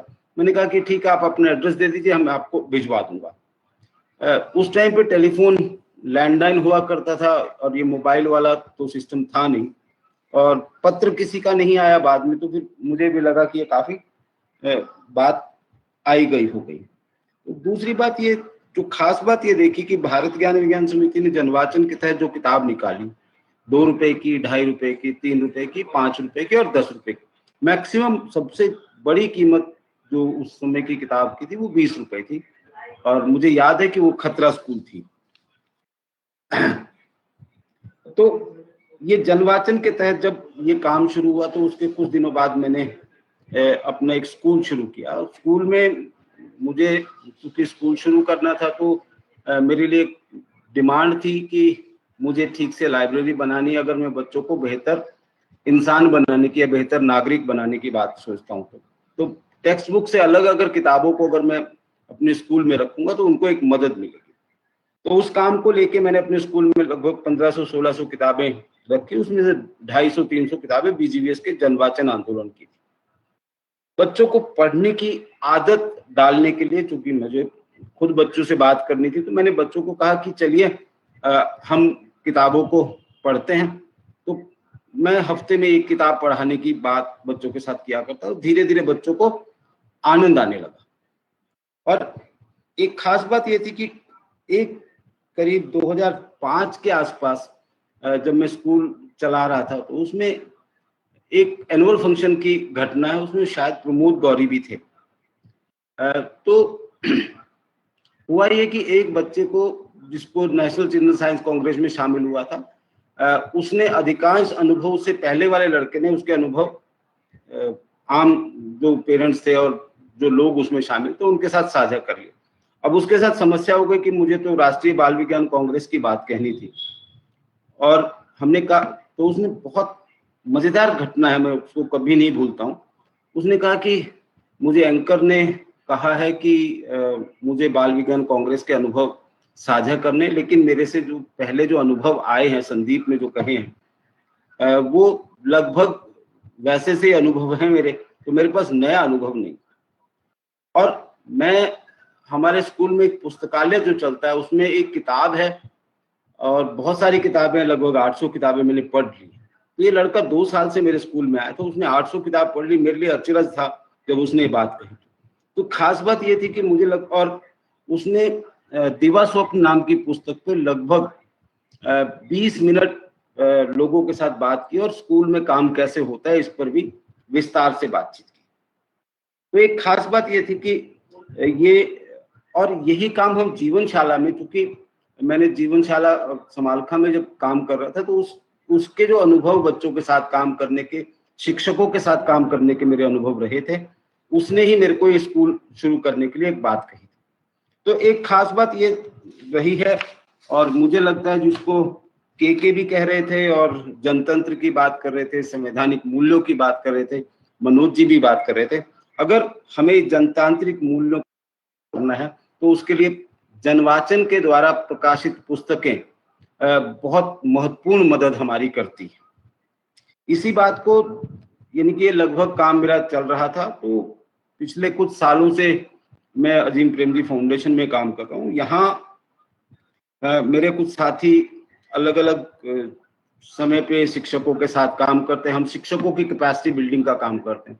तो शिक्षकों को कई बार कुछ अवधारणा को समझने के लिए या किसी और चीज पे बेहतर शिक्षण के लिए उनको कुछ किताबें चाहिए होती। तो मुझे रास्ता मिला कि arvindgupta.toys.com जो है, जिसपे अरविंद गुप्ता जी और हमारे साथ ज्ञान विज्ञान समिति के साथ जुड़े रहे हैं, तो और उस जनवाचन में उनका सक्रिय योगदान हम लोगों के साथ था। तो उन लोगों, उनकी कुछ किताबें मिली और मैं उनको किताबें साझा कर रहा था। और जब ऐसी कोई जरूरत पड़ती तो मैं सबसे पहले अरविंद गुप्ता टॉयज पे देखता, फिर उसके बाद उस आधार पे कुछ किताब छांट के अपने साथ।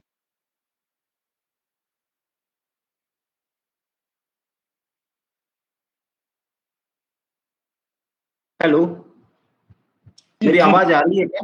आ रही है जी, आ रही है। म्यूट हो गया था इसलिए मुझे लगा। तो ये कुछ समय ये काम करने के बाद मुझे लगा कि मुझे इन किताबों को लेके कुछ और ज्यादा काम करने की आवश्यकता है। तो कुछ किताबों को मैं अपने साथियों की जरूरतों के आधार पर और बाकी चीजों के लिए जरूरत को ध्यान में रखते हुए मैं कुछ पीडीएफ की कॉपीज अपने पास रख लिया करता था अपने कंप्यूटर में। पिछले साल जब लॉकडाउन लगा 22-23 मार्च, जहां तक मुझे ध्यान है कि 22-23 मार्च को लगा, तो 25-26 तारीख तक आते आते ऐसा लगने लगा कि अखबार भी हम नहीं पढ़ सकते क्योंकि डर है कि कहीं कोरोना ना आ जाए, और ऐसी स्थिति नहीं थी जैसी आज है। आज ज्यादा संभावना है कोरोना के आने की, उस वक्त ऐसी स्थिति नहीं थी, लेकिन उस वक्त हम बहुत डरे हुए थे, सभी लोग भयभीत थे। मुझे लगा कि क्या करना चाहिए। मेरे अचानक मन में आया कि क्या ऐसा किया जा सकता है कि, तो ये मैंने फाइनली 26 या 27 मार्च को, मुझे जहां तक ध्यान आ रहा है 26 या 27 मार्च को मैंने तय किया कि मैं अपने जितने भी मेरे पास व्हाट्सएप हैं, जिन शिक्षकों के, जिन साथियों के, उनके साथ में 3 से 4 किताबें साझा करूं और ये लगातार करूं। और सुबह जिस तरीके से अखबार आता है तो लोग कुछ समय बाद मेरे इन पुस्तकों का ऐसे इंतजार करें जैसे अखबार का इंतजार करते हैं।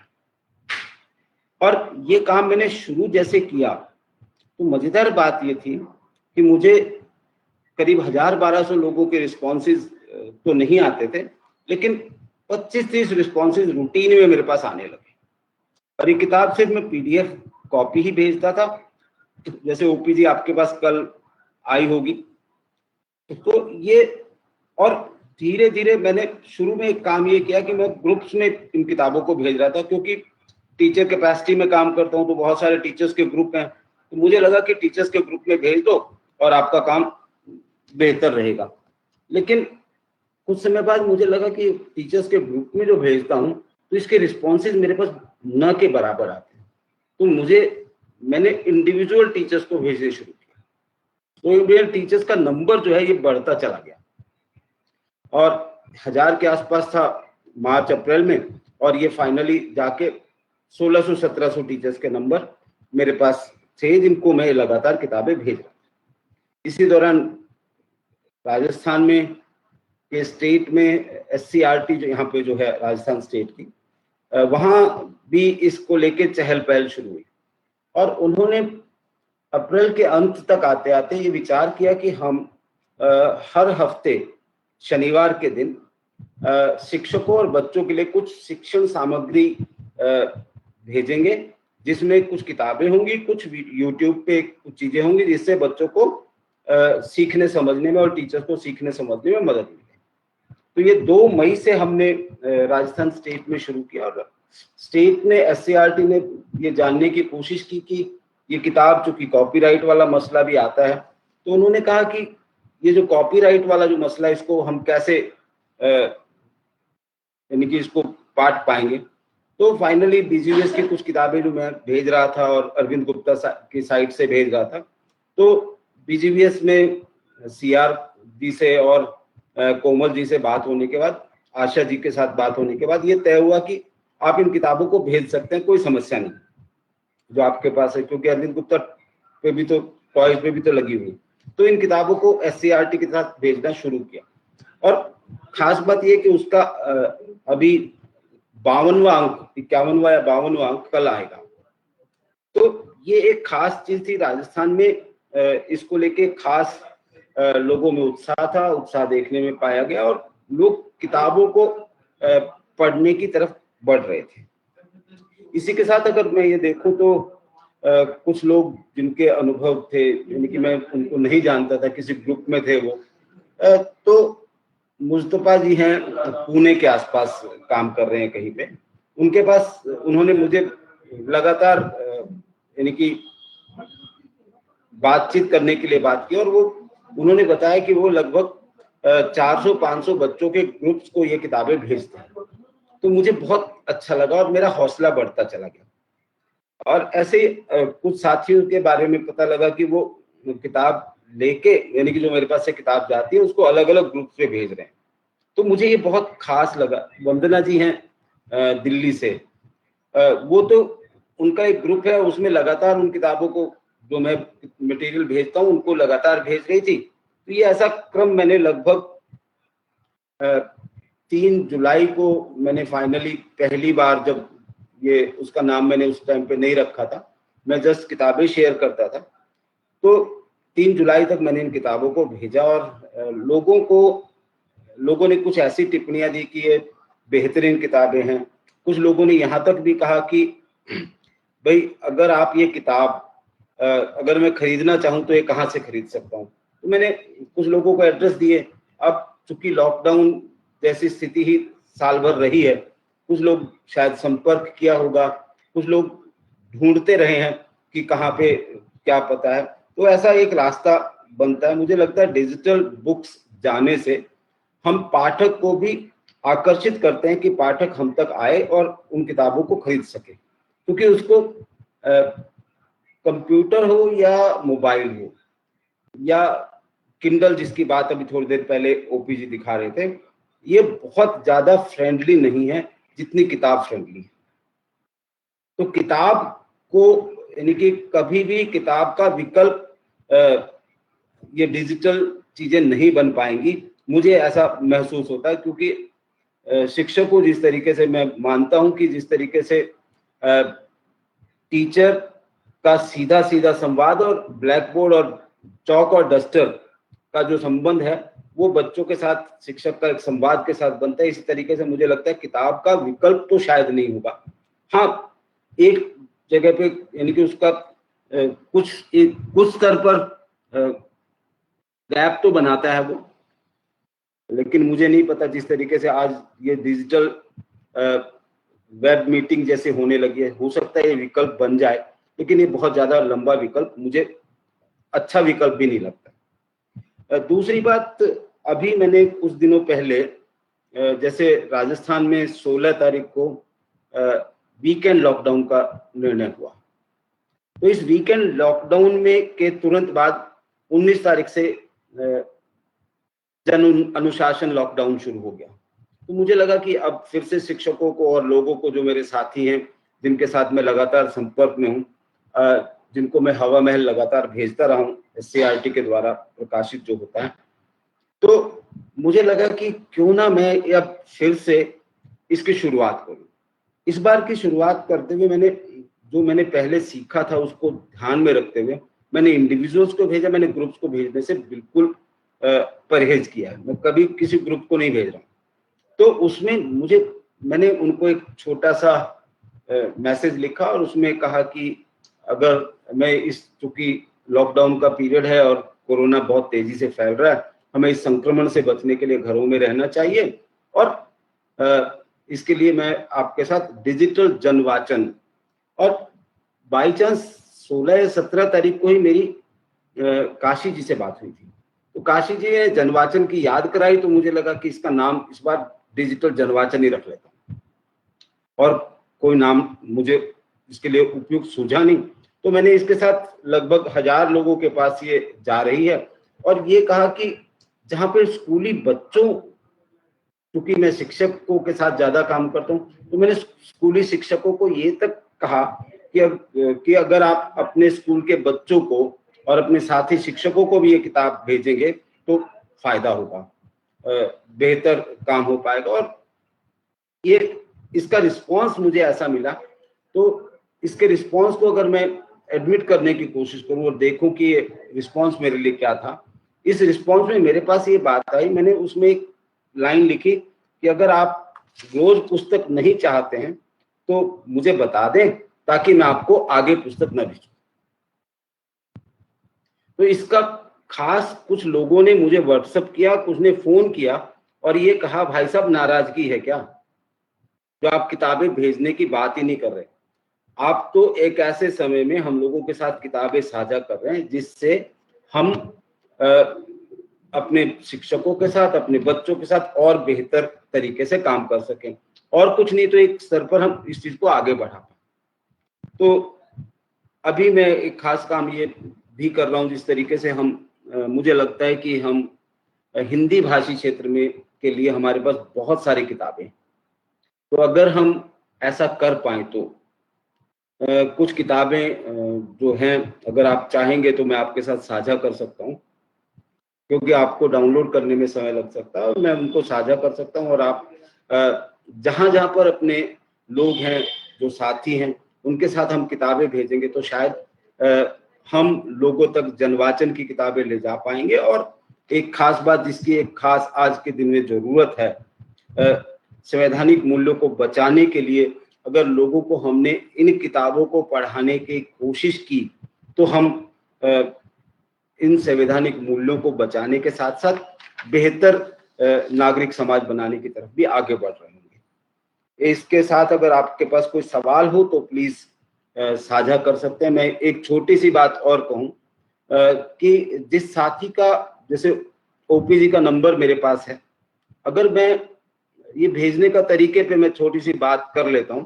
मैं ब्रॉडकास्ट करता हूं और एक ही ब्रॉडकास्ट 256 लोगों को सीधा एकदम चली जाती है, और ब्रॉडकास्ट में इंडिविजुअल को लगता है कि ये मेरे पास आई चीज है, एक बड़ा फायदे की बात।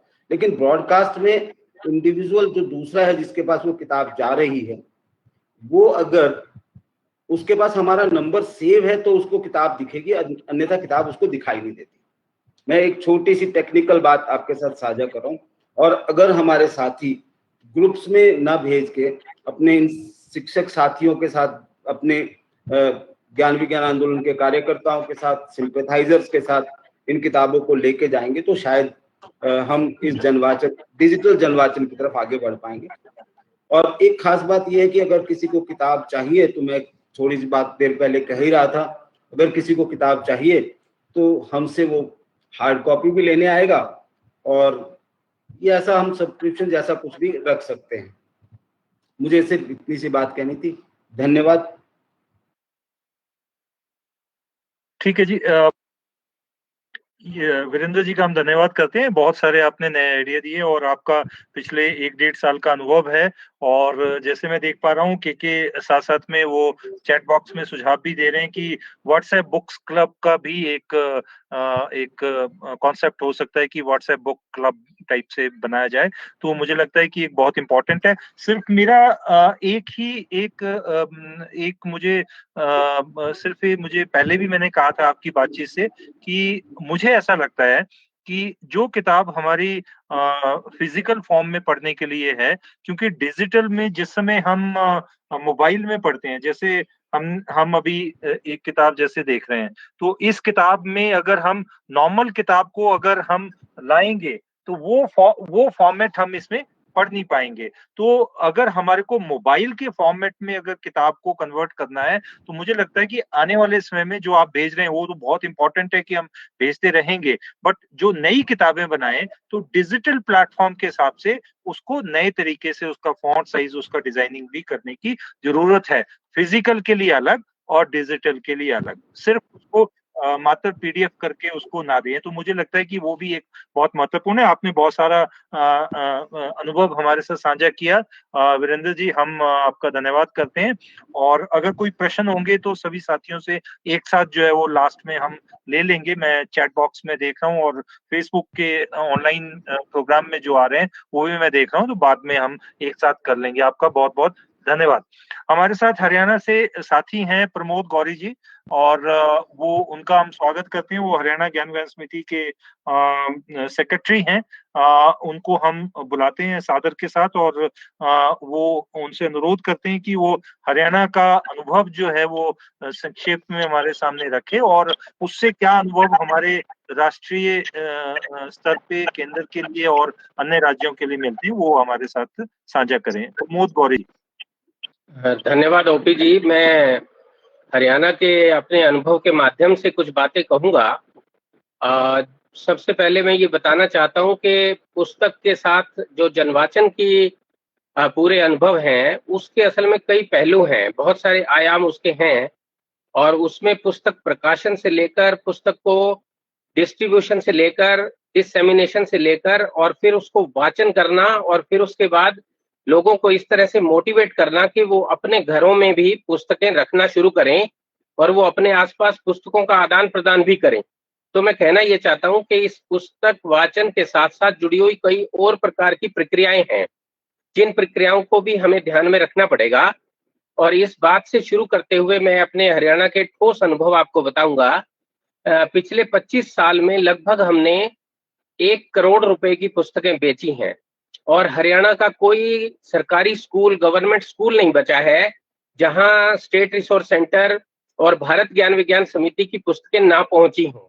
हर जगह पर ये पुस्तकें स्कूलों के अंदर गई हैं, और लगभग तकरीबन हर गांव के अंदर जो है वो स्कूल है, और उन सभी स्कूलों के अंदर जो लाइब्रेरीज हैं वहां हमारे पुस्तकों की परचेज हुई है। पहली बात मैं ये अंडरलाइन करना चाहता हूँ। दूसरी बात मैं ये कहना चाह रहा हूँ कि हमने, जैसे पहले केके ने बताया, केके हरियाणा को बहुत अच्छी तरह से जानते भी हैं। हरियाणा में पुस्तक पढ़ने की आदत नहीं है। हरियाणा में आमतौर पे शिक्षा को केवल डिग्री तक ही लिया जाता है और अच्छे नंबर प्राप्त करके बड़ी ऊंची नौकरियां प्राप्त कर ली जाएं, बस केवल इतना सरोकार है। बहुत ही टफ जमीन है हरियाणा की पुस्तकों के बारे में, पुस्तक संस्कृति पैदा करने के को लेकर, और इसलिए हमने इसको बहुआयामी प्रक्रियाएं चलाई हैं जनवाचन के काम को आगे बढ़ाने के लिए, और इसमें बड़ी बड़ी कार्यशालाएं शामिल हैं। जिन लेखकों के नाम के कृष्ण कुमार ने लिए, उनमें से कुछ लेखक असद जैदी या विष्णु नागर जी या असगर वजाद जी, इस प्रकार के बहुत सारे लेखक या दलित राइटर्स जो हैं, ओम प्रकाश वाल्मीकि, सूरजपाल चौहान, ऐसे मनमोहन शुभा, इन लोगों को लगातार हम लोगों ने कार्यशालाओं के अंदर बुलाकर, और 50-50, 60-60 लोगों की बड़ी कार्यशालाएं जो हैं वो पहले स्टेट लेवल पे और फिर उसके बाद जिला स्तर के ऊपर भी ये कार्यशालाएं आयोजित करके एक पूरा सेंसिटाइजेशन काम किया, एक माहौल तैयार किया कि लोगों के अंदर पढ़ने की रुचि पैदा हो, पढ़ने पढ़ाने की संस्कृति पैदा हो। और इसके अलावा हमने पुस्तकों के आसपास छोटी छोटी गोष्ठियां करनी शुरू की और बड़े पैमाने के ऊपर पुस्तकें खरीदी, क्योंकि जैसे मैंने बताया कि 1 करोड़ रुपए की पुस्तकें हम पिछले 25 साल में बेच चुके हैं, तो उसके लिए हमें पुस्तकें खरीदना बहुत ज्यादा जरूरी था। और पुस्तकें खरीदने का जो हमारा सोर्स रहा, एनबीटी का हमारा सोर्स रहा, साहित्य अकादमी से हमने पुस्तकें खरीदी, ग्रंथ अकादमी से हमने पुस्तकें खरीदी, पीपल्स पब्लिकेशन हाउस जो है पब्लिशिंग हाउस, वहां से बहुत सारा लिटरेचर आया, सीबीटी चिल्ड्रन बुक ट्रस्ट से भी हमारी पुस्तकें आई, नेशनल बुक्स जो बीजीबीएस की पुस्तकें हैं 350 के करीब टाइटल, वो हमने कई बार खरीदे, और एकलव्य की पुस्तकें भी हमारे पास आई, और कुछ पुस्तकें जो all India people science network ने भी प्रकाशित की, वो पुस्तकें भी हमारे पास आई। और इसके अलावा हमारा अपना प्रकाशन जो है हरियाणा के अंदर, हरियाणा विज्ञान मंच 1987 से काम कर रहा है, तब से लेकर प्रकाशन की प्रक्रिया जारी है, और स्टेट रिसोर्स सेंटर के माध्यम से पुस्तकें छापी गई। भारत ज्ञान विज्ञान समिति ने अलग प्रकार की पुस्तकें छापी, तो तकरीबन 200 से ज्यादा टाइटल्स हैं हमारे पास जिनको हमने प्रकाशित किया है। और इसके अलावा हमने पत्रिकाएं जो हैं वो लगातार निकाली हैं, और साइंस बुलेटिन हमारी एक ऐसी पत्रिका थी जो पूरे उत्तरी भारत में जाती थी। इसी तरह से जब स्टेट रिसोर्स सेंटर हमारे पास आया तो हरकारा पत्रिका हमने निकाली, लगातार त्रैमासिक पत्रिका ये थी। इससे पहले भी एक जतन नाम की पत्रिका निकलती थी, ये 1980 के दौर की बात है, यानी 40 साल पहले भी हरियाणा में ज्ञान विज्ञान आंदोलन ने जतन नाम की पत्रिका जो है वो प्रकाशित करनी शुरू कर दी थी। और आज हम ज्ञान विज्ञान बुलेटिन छापते हैं, आप सब साथी इस बात को जानते हैं। और ज्ञान विज्ञान बुलेटिन के बारे में मैं खास तौर पे ये बात बताना चाहूंगा कि हम इसको डिजिटल भी भेज रहे हैं, इसका पीडीएफ बनाकर और दूसरे फॉर्मेट के अंदर भी हम इसको लगातार भेजते हैं, और तकरीबन 20,000 लोगों तक ये पहुंच बन चुकी है। ऑनलाइन इसका जो डिसेमिनेशन है ज्ञान विज्ञान बुलेटिन का, वो 1 साल पहले हमने शुरू किया, खास करके कोरोना पीरियड के अंदर, जब बाकी के साधन जो है वो थोड़े से कमजोर पड़ गए थे और ऑनलाइन काम करने की ज्यादा जरूरत थी। उस समय हमने इसको शुरू किया है ज्ञान विज्ञान बुलेटिन को, और अब ये हार्ड कॉपी में भी इसका पब्लिकेशन हमारे पास आता है। हमारा मानना ये है साथियों, मैं ये बात बड़े जोर देकर कहना चाहता हूँ कि सैकड़ों कार्यकर्ता जो हैं हमारे, वो पुस्तक वाचन से हमारे पास आए हैं, क्योंकि मेरा मानना ये है और पूरा आंदोलन का जो अनुभव है वो ये बता रहा है कि सैकड़ों व्यक्तियों की, युवा लोगों की खास करके सोच में बदलाव आया है, उनकी समझ ज्यादा विकसित हुई है। जिन नागरिक मूल्यों की, संविधान के मूल्यों की बात हो रही थी, वैज्ञानिक दृष्टिकोण की बात हो रही थी, ये सारी चीजें हमारे पुस्तकों के माध्यम से जबरदस्त तरीके से एक पूरा का पूरा आइडियोलॉजिकल कैंपेन इसको हम कह सकते हैं, और एक नया नजरिया तैयार करने के लिए पुस्तकों ने बहुत काम किया है। और हमारे पास सैकड़ों युवा कार्यकर्ता जो हैं वो पुस्तकों के जरिए आए, और अभी हमारे पास 40 के करीब पुस्तकालय हैं। 40 गांवों के अंदर हमारे ज्ञान विज्ञान पुस्तकालय चलते हैं, और ये हरियाणा जैसी बहुत ही कठोर जमीन पर अपने आप में बहुत महत्वपूर्ण बात है, जिसको मैं आपके साथ साझा कर रहा हूं। और इसके साथ साथ मैं ये बात भी कहना चाहता हूं कि सोशल मीडिया जितना भी विस्तार करे, सोशल मीडिया पर हमें पुस्तकों को ले जाना पड़ेगा, डिजिटलाइजेशन उसका करना पड़ेगा। ये सब बातें वीरेंद्र जी ने बहुत अच्छे तरीके से रखी हैं। लेकिन उसके बावजूद मैं ये कहना चाहता हूं कि पुस्तक की दुनिया एक ऐसी दुनिया है जिसको आप हार्ड कॉपी का कोई विकल्प नहीं है असल में, क्योंकि पुस्तक जो है वो मनुष्य के अंतर मन की गति के साथ एक रिश्ता कायम कर लेती है। सोशल मीडिया वो रिलेशनशिप कायम नहीं करता है। और हमारी जो अंदरूनी भीतरी दुनिया है, मनुष्य की जो अंदरूनी दुनिया है, जिसके अंदर तरह तरह के प्रश्न उठते हैं, जिसके अंदर बहुत सारे द्वंद्व चलते हैं, मनुष्य के सामने अनेक प्रकार की चुनौतियां आती हैं व्यवहारिक जीवन में, वो उसका समाधान तलाशता है। ये सारे के सारे काम जो है वो सोशल मीडिया या डिजिटलाइजेशन की जो प्रक्रिया है उसके अंदर एक खास प्रकार की अपनी गति है। और एक के बाद एक चीजें डाउनलोड होती रहती हैं। पुस्तक को संभाल के रखना और पुस्तक के साथ जो दिलचस्पी बनती है और उसके साथ जो अंतर जगत का रिश्ता बनता है, तो ये बात हमें कभी भी नकारनी नहीं चाहिए। और इस कारण से मैं ये बात हरियाणा में तो मैं कहना ही चाहता हूँ, और राष्ट्रीय केंद्र का टीम का लीडरशिप का साथी होने के नाते, एक सदस्य होने के नाते मैं ये बात भी कहना चाहता हूँ कि 25 वर्ष जो हमने जनवाचन के आज मनाया जा रहा है, इसके जो अनुभव हम साझा कर रहे हैं, देश के कोने कोने में इन अनुभवों पर बात हो रही है। तो हमें 25 वर्षों के बाद जो हमारा सेकंड फेज है, इस सेकंड फेज के लिए हमें एक संकल्प लेना चाहिए कि भारत का कोई भी गांव नहीं बचेगा जहां ज्ञान विज्ञान आंदोलन जो है वो पुस्तकालयों की स्थापना न कर पाए। यानी हर गांव के अंदर पुस्तकालय की स्थापना करना, ये भारत ज्ञान विज्ञान समिति का एक बहुत महत्वपूर्ण काम जो है वो बनता है। और क्योंकि ये पुस्तक का केवल मात्र डिसेमिनेशन नहीं है साथियों, जैसा कि मनोज कुलकर्णी ने और हमारे साथ के कृष्ण कुमार जो जुड़े थे, उन्होंने जो अपने अनुभव साझा किए, इसमें जो प्रक्रिया छुपी हुई है वो बड़े लेखकों के साथ संवाद करने की प्रक्रिया, चित्रकारों के साथ संवाद करने की प्रक्रिया, उसके बाद कार्यकर्ताओं को सेंसिटाइज करना, उसके बाद पाठकों के बीच में छोटी छोटी गोष्ठियां करना, पुस्तक के अंदर जो विषय वस्तु दिया हुआ है, पुस्तक के जो विषय हैं उन विषयों के ऊपर चर्चा करना, इन सब बातों को करते हुए जब एक नई दृष्टि पैदा होती है, तब वो कार्यकर्ता वास्तव में पुस्तक के साथ एक अथाह प्रेम करके अपनी पुस्तकों को खुद पढ़ता भी है और समाज के अंदर ले जाने की कोशिश भी करता है। और उसके आसपास खास करके मेरा अपना निजी अनुभव है कि मैं अपने कॉलेज के अंदर लगातार जनवाचन करता हूं आज भी, और इसके माध्यम से 85 लड़कियां जो हैं वो, क्योंकि उनको अपनी कहानी दिखाई देती है, पुस्तक के अंदर अपनी कहानी दिखाई देती है। अगर मैं प्रेमचंद की बूढ़ी काकी की कहानी पढ़ रहा हूं तो उन्हें लगता है कि ये तो मेरी दादी की कहानी है, ये तो मेरी माँ की कहानी है। इस तरह से अगर मैं सदगति की कहानी पढ़ रहा हूं तो उनको अपने मोहल्ले की दलित बस्तियों की कहानी लगती है। तो ये जो बात बनती है, एक मनुष्य के साथ संबंध जोड़ने की जो बात बनती है, उसको अगर हम देखें तो हमारे लिए पुस्तक वाचन का कार्य इतना महत्वपूर्ण होना चाहिए कि आने वाले समय में भारत ज्ञान विज्ञान समिति डिजिटलाइजेशन तो करेगी ही, लेकिन इसके साथ साथ पुस्तकालयों का निर्माण करते हुए पूरे देश के गांवों में पुस्तकालयों का निर्माण हम करेंगे।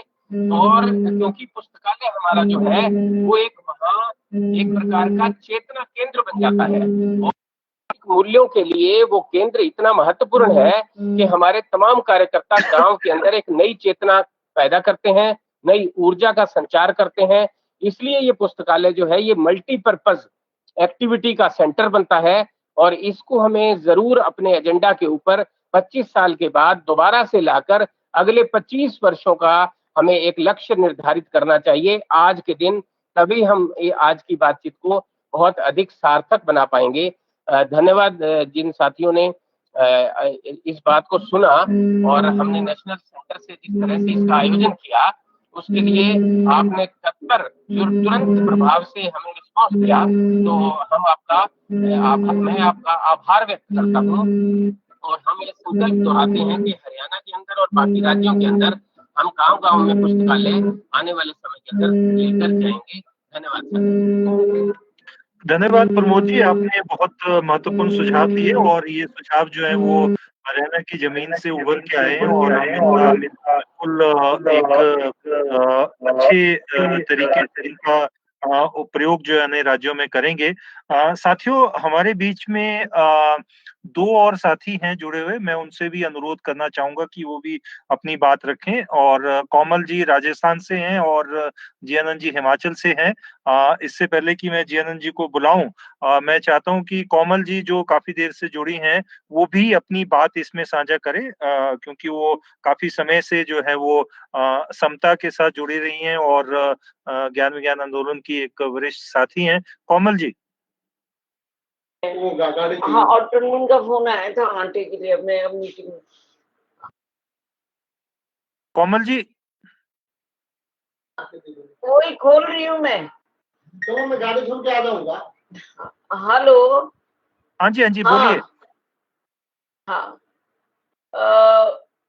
मैं शुरू से जुड़ी हुई और मैं ये सोच रही थी कि 25 वर्ष निकल गए हम लोगों को और आज हम इस ऐसे टाइम में पहुंचे हैं जहां हम लोगों के लिए अपनी किताबों और अपनी सोच को आगे बढ़ाने में एक तो काफी दिक्कत भी आ रही है और नए नए जो तरीके हमने अपनाने थे वो हम लोगों ने शायद नहीं अपनाए।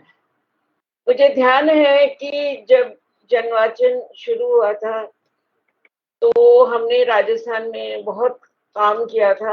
हम लोग जगह जगह पुस्तक मेले लगाते थे गांव-गांव में और हम ये बच्चों हम ये कहते थे कि 2 रुपए की किताब है, एक गुटखा का पैकेट 2 रुपए का है, तो आप ये ले लो। और खूब बच्चे, खूब महिलाएं सब खरीद के ले जाती थी।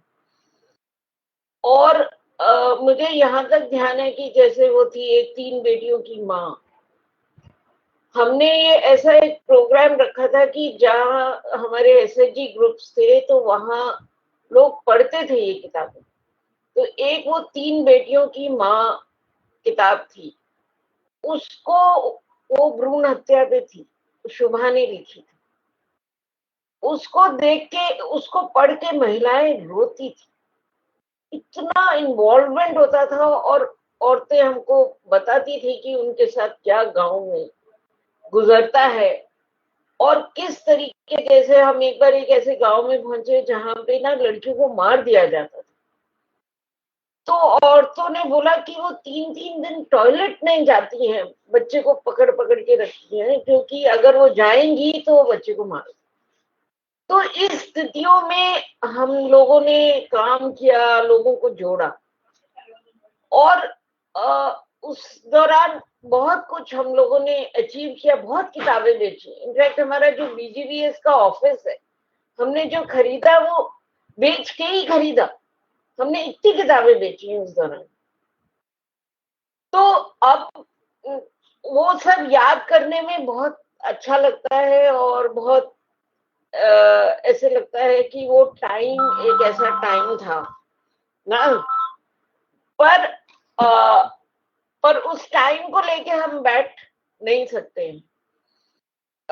अब हमें जो एक नया तरीका आया है, नया सोच आई है, उसको कैसे हम जोड़ के हम कैसे अपनी किताबें बेच सकते हैं। अभी भी मुझे लगता है पुस्तक मेला वगैरह की एक अहमियत तो है कि हम जाके पुस्तक लगाएं और बच्चे पढ़ें, लोग पढ़ें। बट अब हमारे सामने 3-4 दिक्कतें भी हुई हैं ना, कि अब हमारे पास इतने संसाधन नहीं है कि हम लोग ये काम जगह जगह करें। फिर डिजिटल का एक और जमाना आ गया और उसमें जैसे कह रहा था, इन्होंने काफी किताबें भेजी और उसका बड़ा अच्छा रिस्पांस भी आया। मेरे पास भी लोगों ने लिखा कि ये बहुत अच्छी किताबें हैं। बट हमें इसको और कैसे हम बढ़ा सकते हैं, क्योंकि मैं देख रही थी कि जैसे हमारी किताबें हैं और अगर हम उनको डिजिटलाइज करते हैं और कुछ ई कॉमर्स वेबसाइट्स पे डालते हैं तो शायद हमारी किताबें बिक सकती। अभी क्योंकि जैसे हमने हुनर का वेबसाइट बनाया और हमने कुछ उसमें डाला, कुछ ई कॉमर्स वेबसाइट्स पे, तो उसमें कुछ हमें लगे 8-10 महीने उसको एक्टिवेट करने में और उसको करने में, पर अभी हम पिछले 2 महीने से देख रहे हैं कि लोग हमको ऑर्डर्स मिलने लगे। तो मुझे लगता है कि ये जरूर हमको डिजिटलाइज करके और कोई भी एक ई कॉमर्स प्लेटफॉर्म पे डालना चाहिए, तो उसकी एक वाइडर रेंज होगी, लोगों तक पहुंचेगी। और दूसरा है, जैसे के भी सजेस्ट कर रहे थे कि व्हाट्सएप ग्रुप्स बने और ये सब बने, वो भी इम्पोर्टेंट है करना। एंड फिजिकल लाइब्रेरीज, अभी ये कोविड का टाइम है और जिस तरीके के लॉकडाउन चल रहे हैं, सब चल रहे हैं, तो ये फिजिकल लाइब्रेरीज तो शायद अभी हमारे लिए मुश्किल ही होगा चलाना, और स्कूल्स भी बंद है। तो मुझे ये लग रहा था कि अभी हमें अगर हम 6 महीने का कोई प्लान सोच लें या साल भर का प्लान सोच लें, because this Covid is here, और ये अभी अपने साथ ये मान लो कि 2 साल और निकालेगा जब तक पूरी तरीके से आपकी हर्ड इम्यूनिटी नहीं होती। और people are saying that the third phase, अभी तो हमारे पास सेकंड फेज आया है जो इतने भयानक रूप में आया है, and they are saying that the third phase can be even worse than what it is now. So if अगर हम ये सोचे कि अगले 6 महीने में हम क्या करें, एक तो मुझे लग रहा था कि जो लोग डिजिटल प्लेटफॉर्म्स पे काम करते हैं उनको लेके और हमारी किताबों को लेके हम कैसे और उनको बेहतर कर सकते हैं, जो डिजिटली अप्रूव वो हो सके,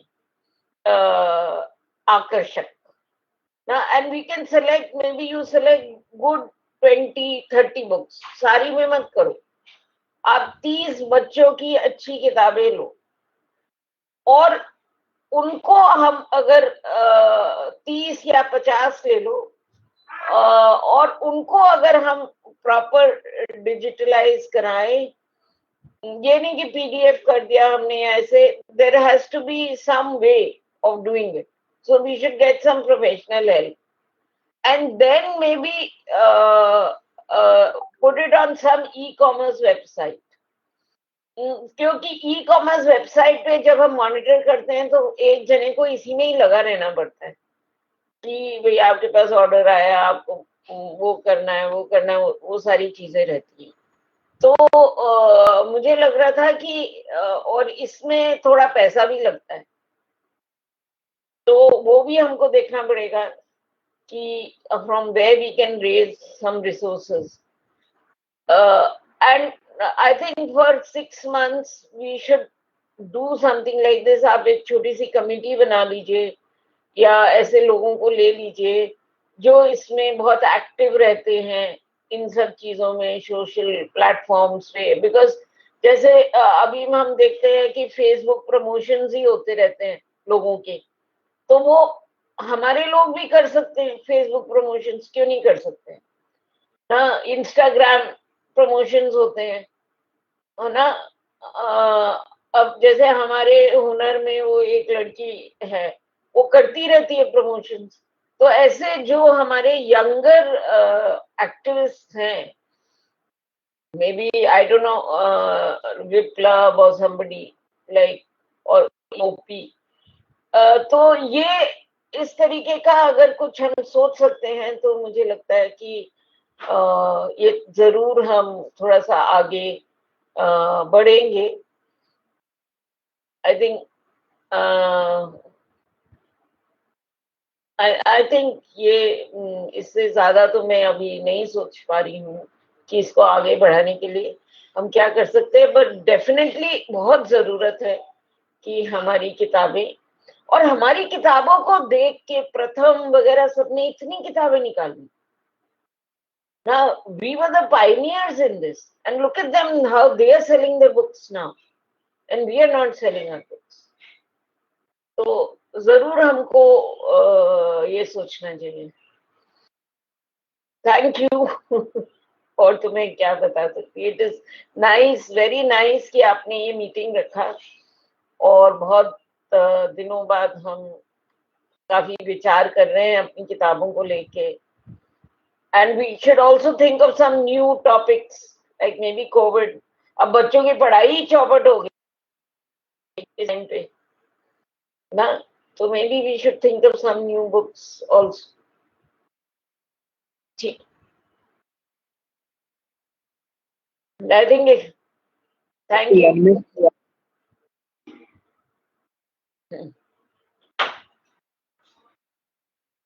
अनम्यूट क्या हो गया?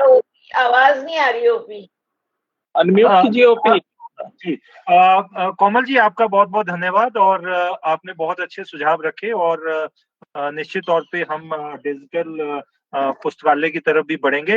अब इससे पहले कि मैं जो लोगों के प्रश्न भी आए हैं और सुझाव भी आए हैं उनको संक्षेप में रखूं, और मैं जीएनएन जी से अनुरोध करूंगा कि वो भी अपनी बातचीत साझा करें, क्योंकि वो काफी लंबे समय से हिमाचल प्रदेश में क्योंकि बहुत समय से जो विश्व पुस्तक दिवस है उसका आयोजन जो है वो हिमाचल में किया जाता रहा है, और स्कूलों में और गांवों में जो है वो जनवाचन और पुस्तकालय और उसके साथ साथ जो है वो सेल भी जो है वो की जाती थी.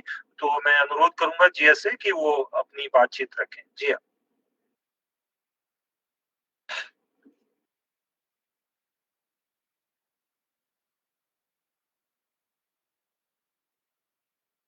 हाँ जी, जी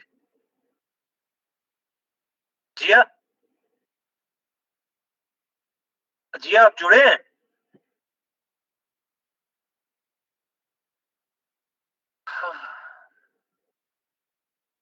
जिया, काशी जी, जिया शायद. जिया, जिया तो जुड़े तो हैं, बट उनकी आवाज नहीं आ रही है. उनका ठीक बात है, सुनना अगर बहुत वो बीच में जुड़ते हैं तो मैं उनको बुलाऊंगा. अभी मैं जैसे देख रहा था कि बहुत महत्वपूर्ण है, मैं इस चैट को भी सेव करके रख रहा हूँ, और जो हमारे फेसबुक में भी आया उसको भी सेव करके रखा हूँ. एक साथी थे, वो ये कह रहे थे कि पुस्तकालय होना चाहिए, और एक नितेश खंतवाल है हमारे यंग साथी उत्तराखंड से, वो उन्होंने कहा कि रोचक है, और पीडीएफ उन्होंने शेयर सेव करके भी रखे हैं, और उन्होंने कहा है कि एक ऐसा समूह बने जो कि लगातार इसको साझा भी करता रहे और उसको इकट्ठा भी करता रहे. वो काफी महत्वपूर्ण सुझाव है, और उन्होंने ये भी कहा कि नई किताबें भी बने. और एक मुदगिल है हमारे, संतोष मुदगिल हमारे हरियाणा से, उनका ये कहना था कि एक दिन क्यों विश्व पुस्तक दिवस, ये तो हर एक दिन पुस्तक दिवस होना चाहिए.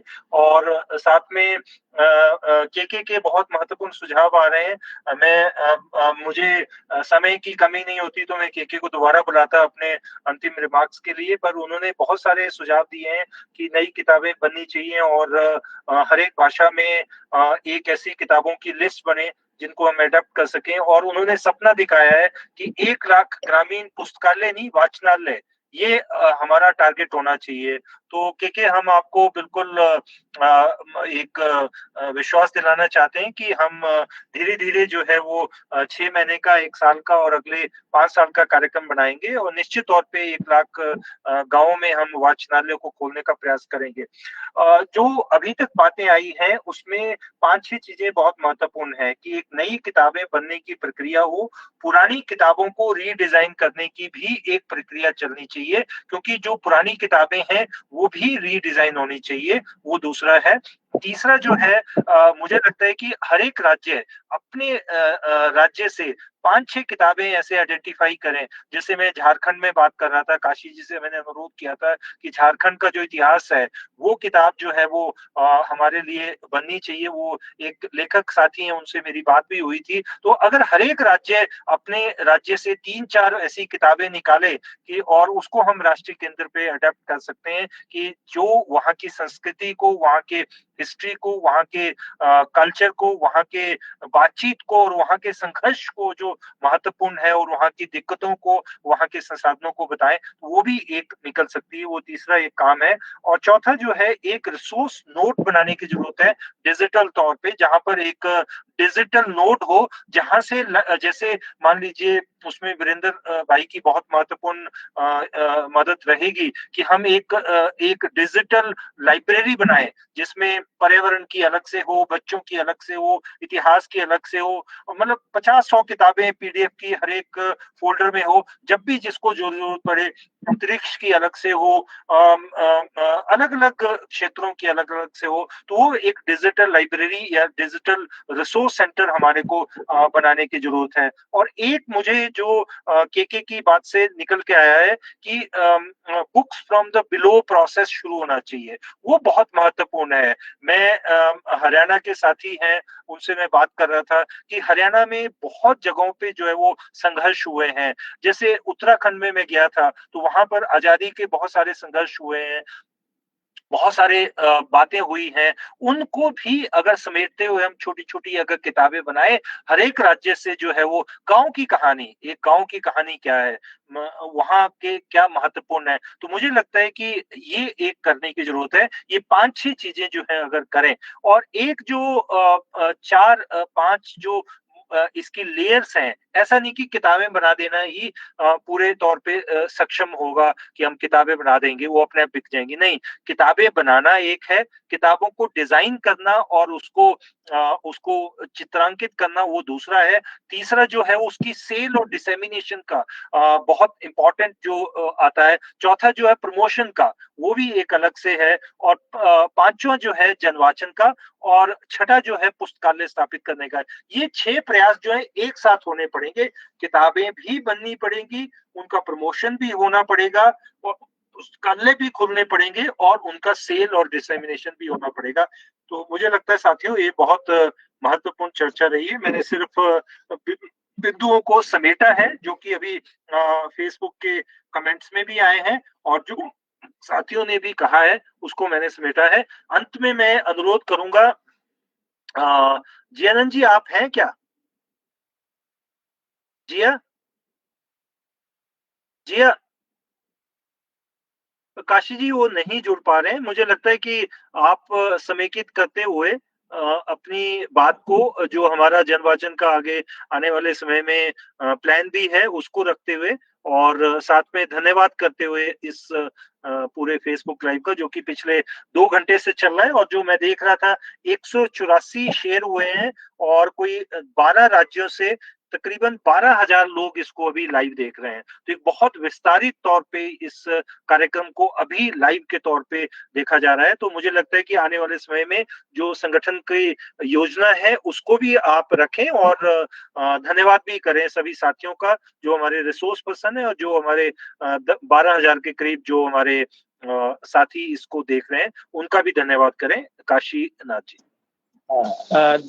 दोस्तों, सबसे बड़ा है कि विपरीत परिस्थिति में दुखों के बौछार के बीच हम लोगों ने वर्ल्ड बुक डे को मनाया, और इसमें जितने भी साथी थे, साथी के कृष्ण कुमार, हम बताए थे कि ऐतिहासिक परिप्रेक्ष्य जिन्होंने इस चीज को शुरू किया था। हमको याद है कि 1995 में या 96 में हम केके से मिलने आए थे। उस समय तपती गर्मी में मैंने अपना पंखा चल रहा था घर में, और उस जनवाचन का कंसेप्ट पेपर लिख रहे थे। उस समय हमारे साथ वो आधा घंटा बात किए थे। तो इसका मतलब है कि जनवाचन आंदोलन, लाइब्रेरी मूवमेंट, गांव-गांव तक झोला पुस्तकालय 96 से 2002 तक का एक दौड़ रहा था। ये 25 वर्ष है जैसे हम बीजीबीएस का स्थापना दिवस मनाते हैं, उसी ढंग से एक महत्वपूर्ण दिन ये भी है जनवाचन का, विश्व पुस्तक दिवस के अवसर पर जो 25 साल पूरा हुआ। जैसा कि हमारे पूर्व वक्ता साथी बोले कि आने वाला सफर क्या होगा, तो एक तो डिजिटल जनवाचन जो अभी बहुत ही जरूरी है, खास करके बच्चे स्कूल नहीं जा रहे हैं, घर में हैं, बड़े लोग हैं, तो हम अभी बड़े पैमाने पर डिजिटल पुस्तकों को धीरे धीरे छोड़ना शुरू करेंगे और टारगेट रखेंगे हम कि 1 लाख बच्चों तक संवाद हम इसको बनाए, पहला। दूसरा हो गया कि पुनः जनवाचन आंदोलन को लेके चलना, और इसमें 2 तरह का चीज, एक अरविंद गुप्ता जी आज नहीं जुड़ पाए, लेकिन उन्होंने पूरा लिंक हमको भेजा था और बोले कि आप आगे पुस्तकों का इस्तेमाल करें। तो हम एक जो हमारी माने पब्लिकेशन कमेटी है, और केके को भी रिक्वेस्ट करेंगे, जिया को रिक्वेस्ट करेंगे, क्योंकि वो काफी काम हिमाचल में कर रहे हैं, तो ये सारे लोगों को जोड़ करके हम आगे नए पुस्तकों के निर्माण पर भी बात करेंगे, जिसको मनोज जी रख रहे थे कि किस तरह की किताब बच्चों की चाहिए और माने लोगों को भी चाहिए। के कह रहे थे कि आज देश को समझने के लिए देश को जानो, दुनिया को जानो पर बहुत सारा किताब की जरूरत है। तो आप लोगों ने बहुत लंबा चला और इतने लोगों ने देखा, जैसा कि ओपी जी कह रहे हैं, तो सारे लोगों को और 12 राज्यों के लोगों को, और मैंने अभी तक 12,000 से अधिक लोग देखे हैं, तो उन तमाम लोगों को, और जो हमारे वक्ता थे के कृष्ण कुमार जी, मनोज जी, और उसके बाद वीरेंद्र जी, और साथ में हमारे कोमल जी रखी, प्रमोद जी नेशनल सेंटर से और हरियाणा से पूरे चीजों को रखे, ओपी जी और तमाम साथी, जिया भाई नहीं रख सके लेकिन वो काफी हमको मदद किए थे सारे चीजों को बनाने वगैरह में। उनको सुनते तो अच्छा लगता, लेकिन वो मैंने नहीं बता सके, नेटवर्किंग का प्रॉब्लम हो जाता है कभी कभी। सारे साथियों को हम धन्यवाद देते हैं, और आज से फिर जनवाचन आंदोलन, और अब भी हम यहाँ से आह्वान करते हैं तमाम लोग जो जुड़े हुए हैं विभिन्न राज्यों का, कि सबसे पहले कोविड के समझ को लेके जनवाचन, और उसका दूसरा पुस्तिका भी बन चुका है, उसको लेके हमको व्यापक जनवाचन की जरूरत है, क्योंकि व्हाट्सएप यूनिवर्सिटी बहुत सारा गलत प्रचार कर रहा है। ऐसे समय में लोगों को साथ देने के लिए हमको लगातार जनवाचन करना होगा, कोविड के सारे चीजों को लेके और वैज्ञानिक चिंतन को लेकर के नीचे ले जाना होगा। हम सारे साथी का फिर से शुक्रगुजार हैं, और इस समय हम इस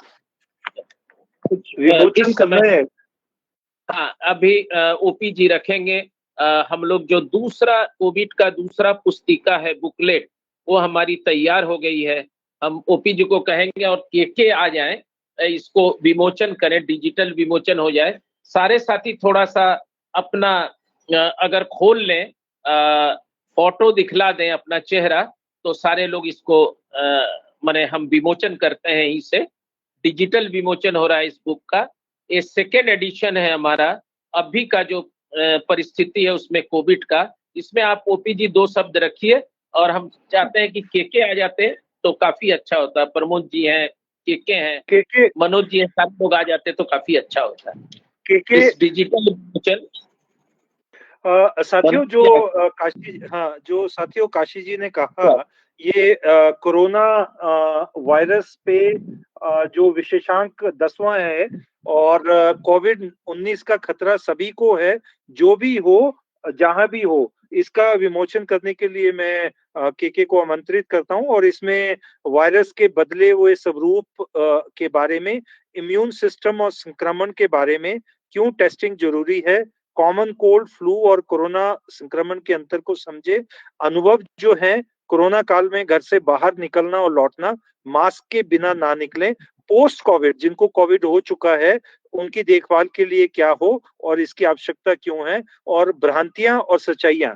और ये किताब का आज विमोचन हम करेंगे, बट इसमें मैं सिर्फ ये जोड़ रहा हूं कि अभी तक जो पहली पुस्तिका हमने 20 मार्च 2020 को निकाली थी, जिस समय हमारा पहले हुआ था, और सबसे पहले हिंदी में पुस्तिका जो है वो भारत ज्ञान विज्ञान समिति की निकली थी। अभी तक हम 61 पोस्टर, 25 पैम्फलेट और 10 पुस्तिकाएं निकाल चुके हैं। ये 10वीं पुस्तिका है, और जिसको कि हम व्हाट्सएप के माध्यम से हजारों हजार ग्रुपों के माध्यम से लाखों लोगों तक हम पहुंचा चुके हैं, और इसका बहुत महत्वपूर्ण जो है वो रोल रहा है। काफी सारे साथी जो है इसमें जुड़े हैं, उन्होंने कहा है कि ये काफी इम्पोर्टेंट जो है वो डिजिटल प्लेटफॉर्म पे जो है वो बीजीवीएस की किताबें निकली हैं। तो मैं साथी के से अनुरोध करूंगा कि 10वीं किताब जो हमने इस कोरोना की निकाली है बीजीवीएस ने, उसका विमोचन करें और कुछ बात रखें उस पे। साथियों, ये बहुत खुशी की बात है कि ये digital book 10th leaflet booklet जो भी हो हम निकाल रहे हैं। बहुत खुशी के साथ में विमोचन कर रहा हूँ। ये पिछले कुछ दिनों से डिजिटल किताबों का काम ओपी के नेतृत्व में जो बीजीवीएस कर रहा है, उसके लिए स्पेशल कंग्रेचुलेशंस। मेरा 2 सुझाव है। एक तो इस लीफलेट को हम सारी भाषाओं में निकालने का कोशिश कीजिए। हमारे बहुत सारे राज्य कमेटियां ये कर सकता है, आसाम हो, बिहार हो, आसाम हो, हिंदी भाषी अभी तो ये इस्तेमाल करेंगे, लेकिन बाकी राज्य जैसे उड़ीसा हो, आसाम हो, त्रिपुरा हो, तमिलनाडु जैसे राज्य हो, ये सारे लोग ये अगर ट्रांसलेट करके थोड़ा अडाप्ट करके अपने संदर्भ के अनुसार इसको करेगा तो अच्छा होगा। दूसरा एक सुझाव मेरा है, वो मेरा इसमें भी लिखा है। हमारे एक विशेषता ये था कि हम बहुत ही सरल भाषाओं में कुरानों के बारे में हो, बाकी जिस चीज के बारे में हो, बच्चों के लिए, एग्रीकल्चर वर्कर्स के लिए, घरेलू महिलाओं के लिए, जो भी हो, उनकी समझ के भाषा में इन सारे चीजों का लिखने का काम भी करें। तो कोविड के बारे में बहुत सारे जानकारी हमारे पास है। Why don't we prepare corona for children? बच्चों के लिए कोविड को समझने के लिए टेक्निकल टर्म्स को बहुत कम करके कहानी के रूप में अगर लिखेगा तो बहुत बड़ा अच्छा होगा। उसी प्रकार अगर हो सकता है तो महिलाओं के लिए, ग्रामीण महिलाओं के लिए, हमारे समता यूनिट्स में डिस्कस करने के लिए महिलाओं के बहुत सारे सेल्फ हेल्प ग्रुप्स वगैरह है। अभी मिडिल क्लास और इंटेलेक्चुअल्स के लिए बहुत सारे मटेरियल है, लेकिन आम जनता से, जैसे क्या कहता हमारे देश के समय पे बिहार ने जो क्वेश्चन आंसर के रूप में जो लीफलेट निकाला था, काशी को याद होगा, बहुत छोटे छोटे क्वेश्चन आंसर, ये बहुत ही सरल क्वेश्चन आंसर। मेरा सेकंड डोज वैक्सीन अगर नहीं लेगा तो क्या होगा, अगर 55 डेज के बाद लेगा तो क्या होगा, ये बुखार है लेकिन वो नहीं है, स्मेल नहीं है, बहुत सारे छोटे छोटे FAQ के रूप में। तो ये 2 सुझाव है मेरा, आम जनता के लिए भी लीफलेट निकालना है। उसके लिए मूल ये किताब हो सकता है, लेकिन थोड़ा सिंपल सा भाषा इस्तेमाल करके वो करेगा तो बहुत अच्छा होगा। बहुत बहुत धन्यवाद। और भी बहुत सारे काम हमको करना है, कुछ सुझाव मैंने लिखा है और भी डिटेल नोट आपको भेज सकता हूँ। जनवाचन आंदोलन को बहुत दूर तक हमको लेके आगे बढ़ाना है, बस इसके लिए पैसा के भी चीजें, पैसा भी मिलेगा इधर उधर से, हमको थोड़ा कोशिश करें। आप भेजें, फिर उसके आधार पर हम प्लान बनाएंगे। बलजीत जी को भी बहुत धन्यवाद। तो अब हम लोग समाप्त करते हैं यहीं पर। धन्यवाद ओपी जी। जी बलजीत जी, आपका बहुत बहुत धन्यवाद। और यहाँ पर हम इस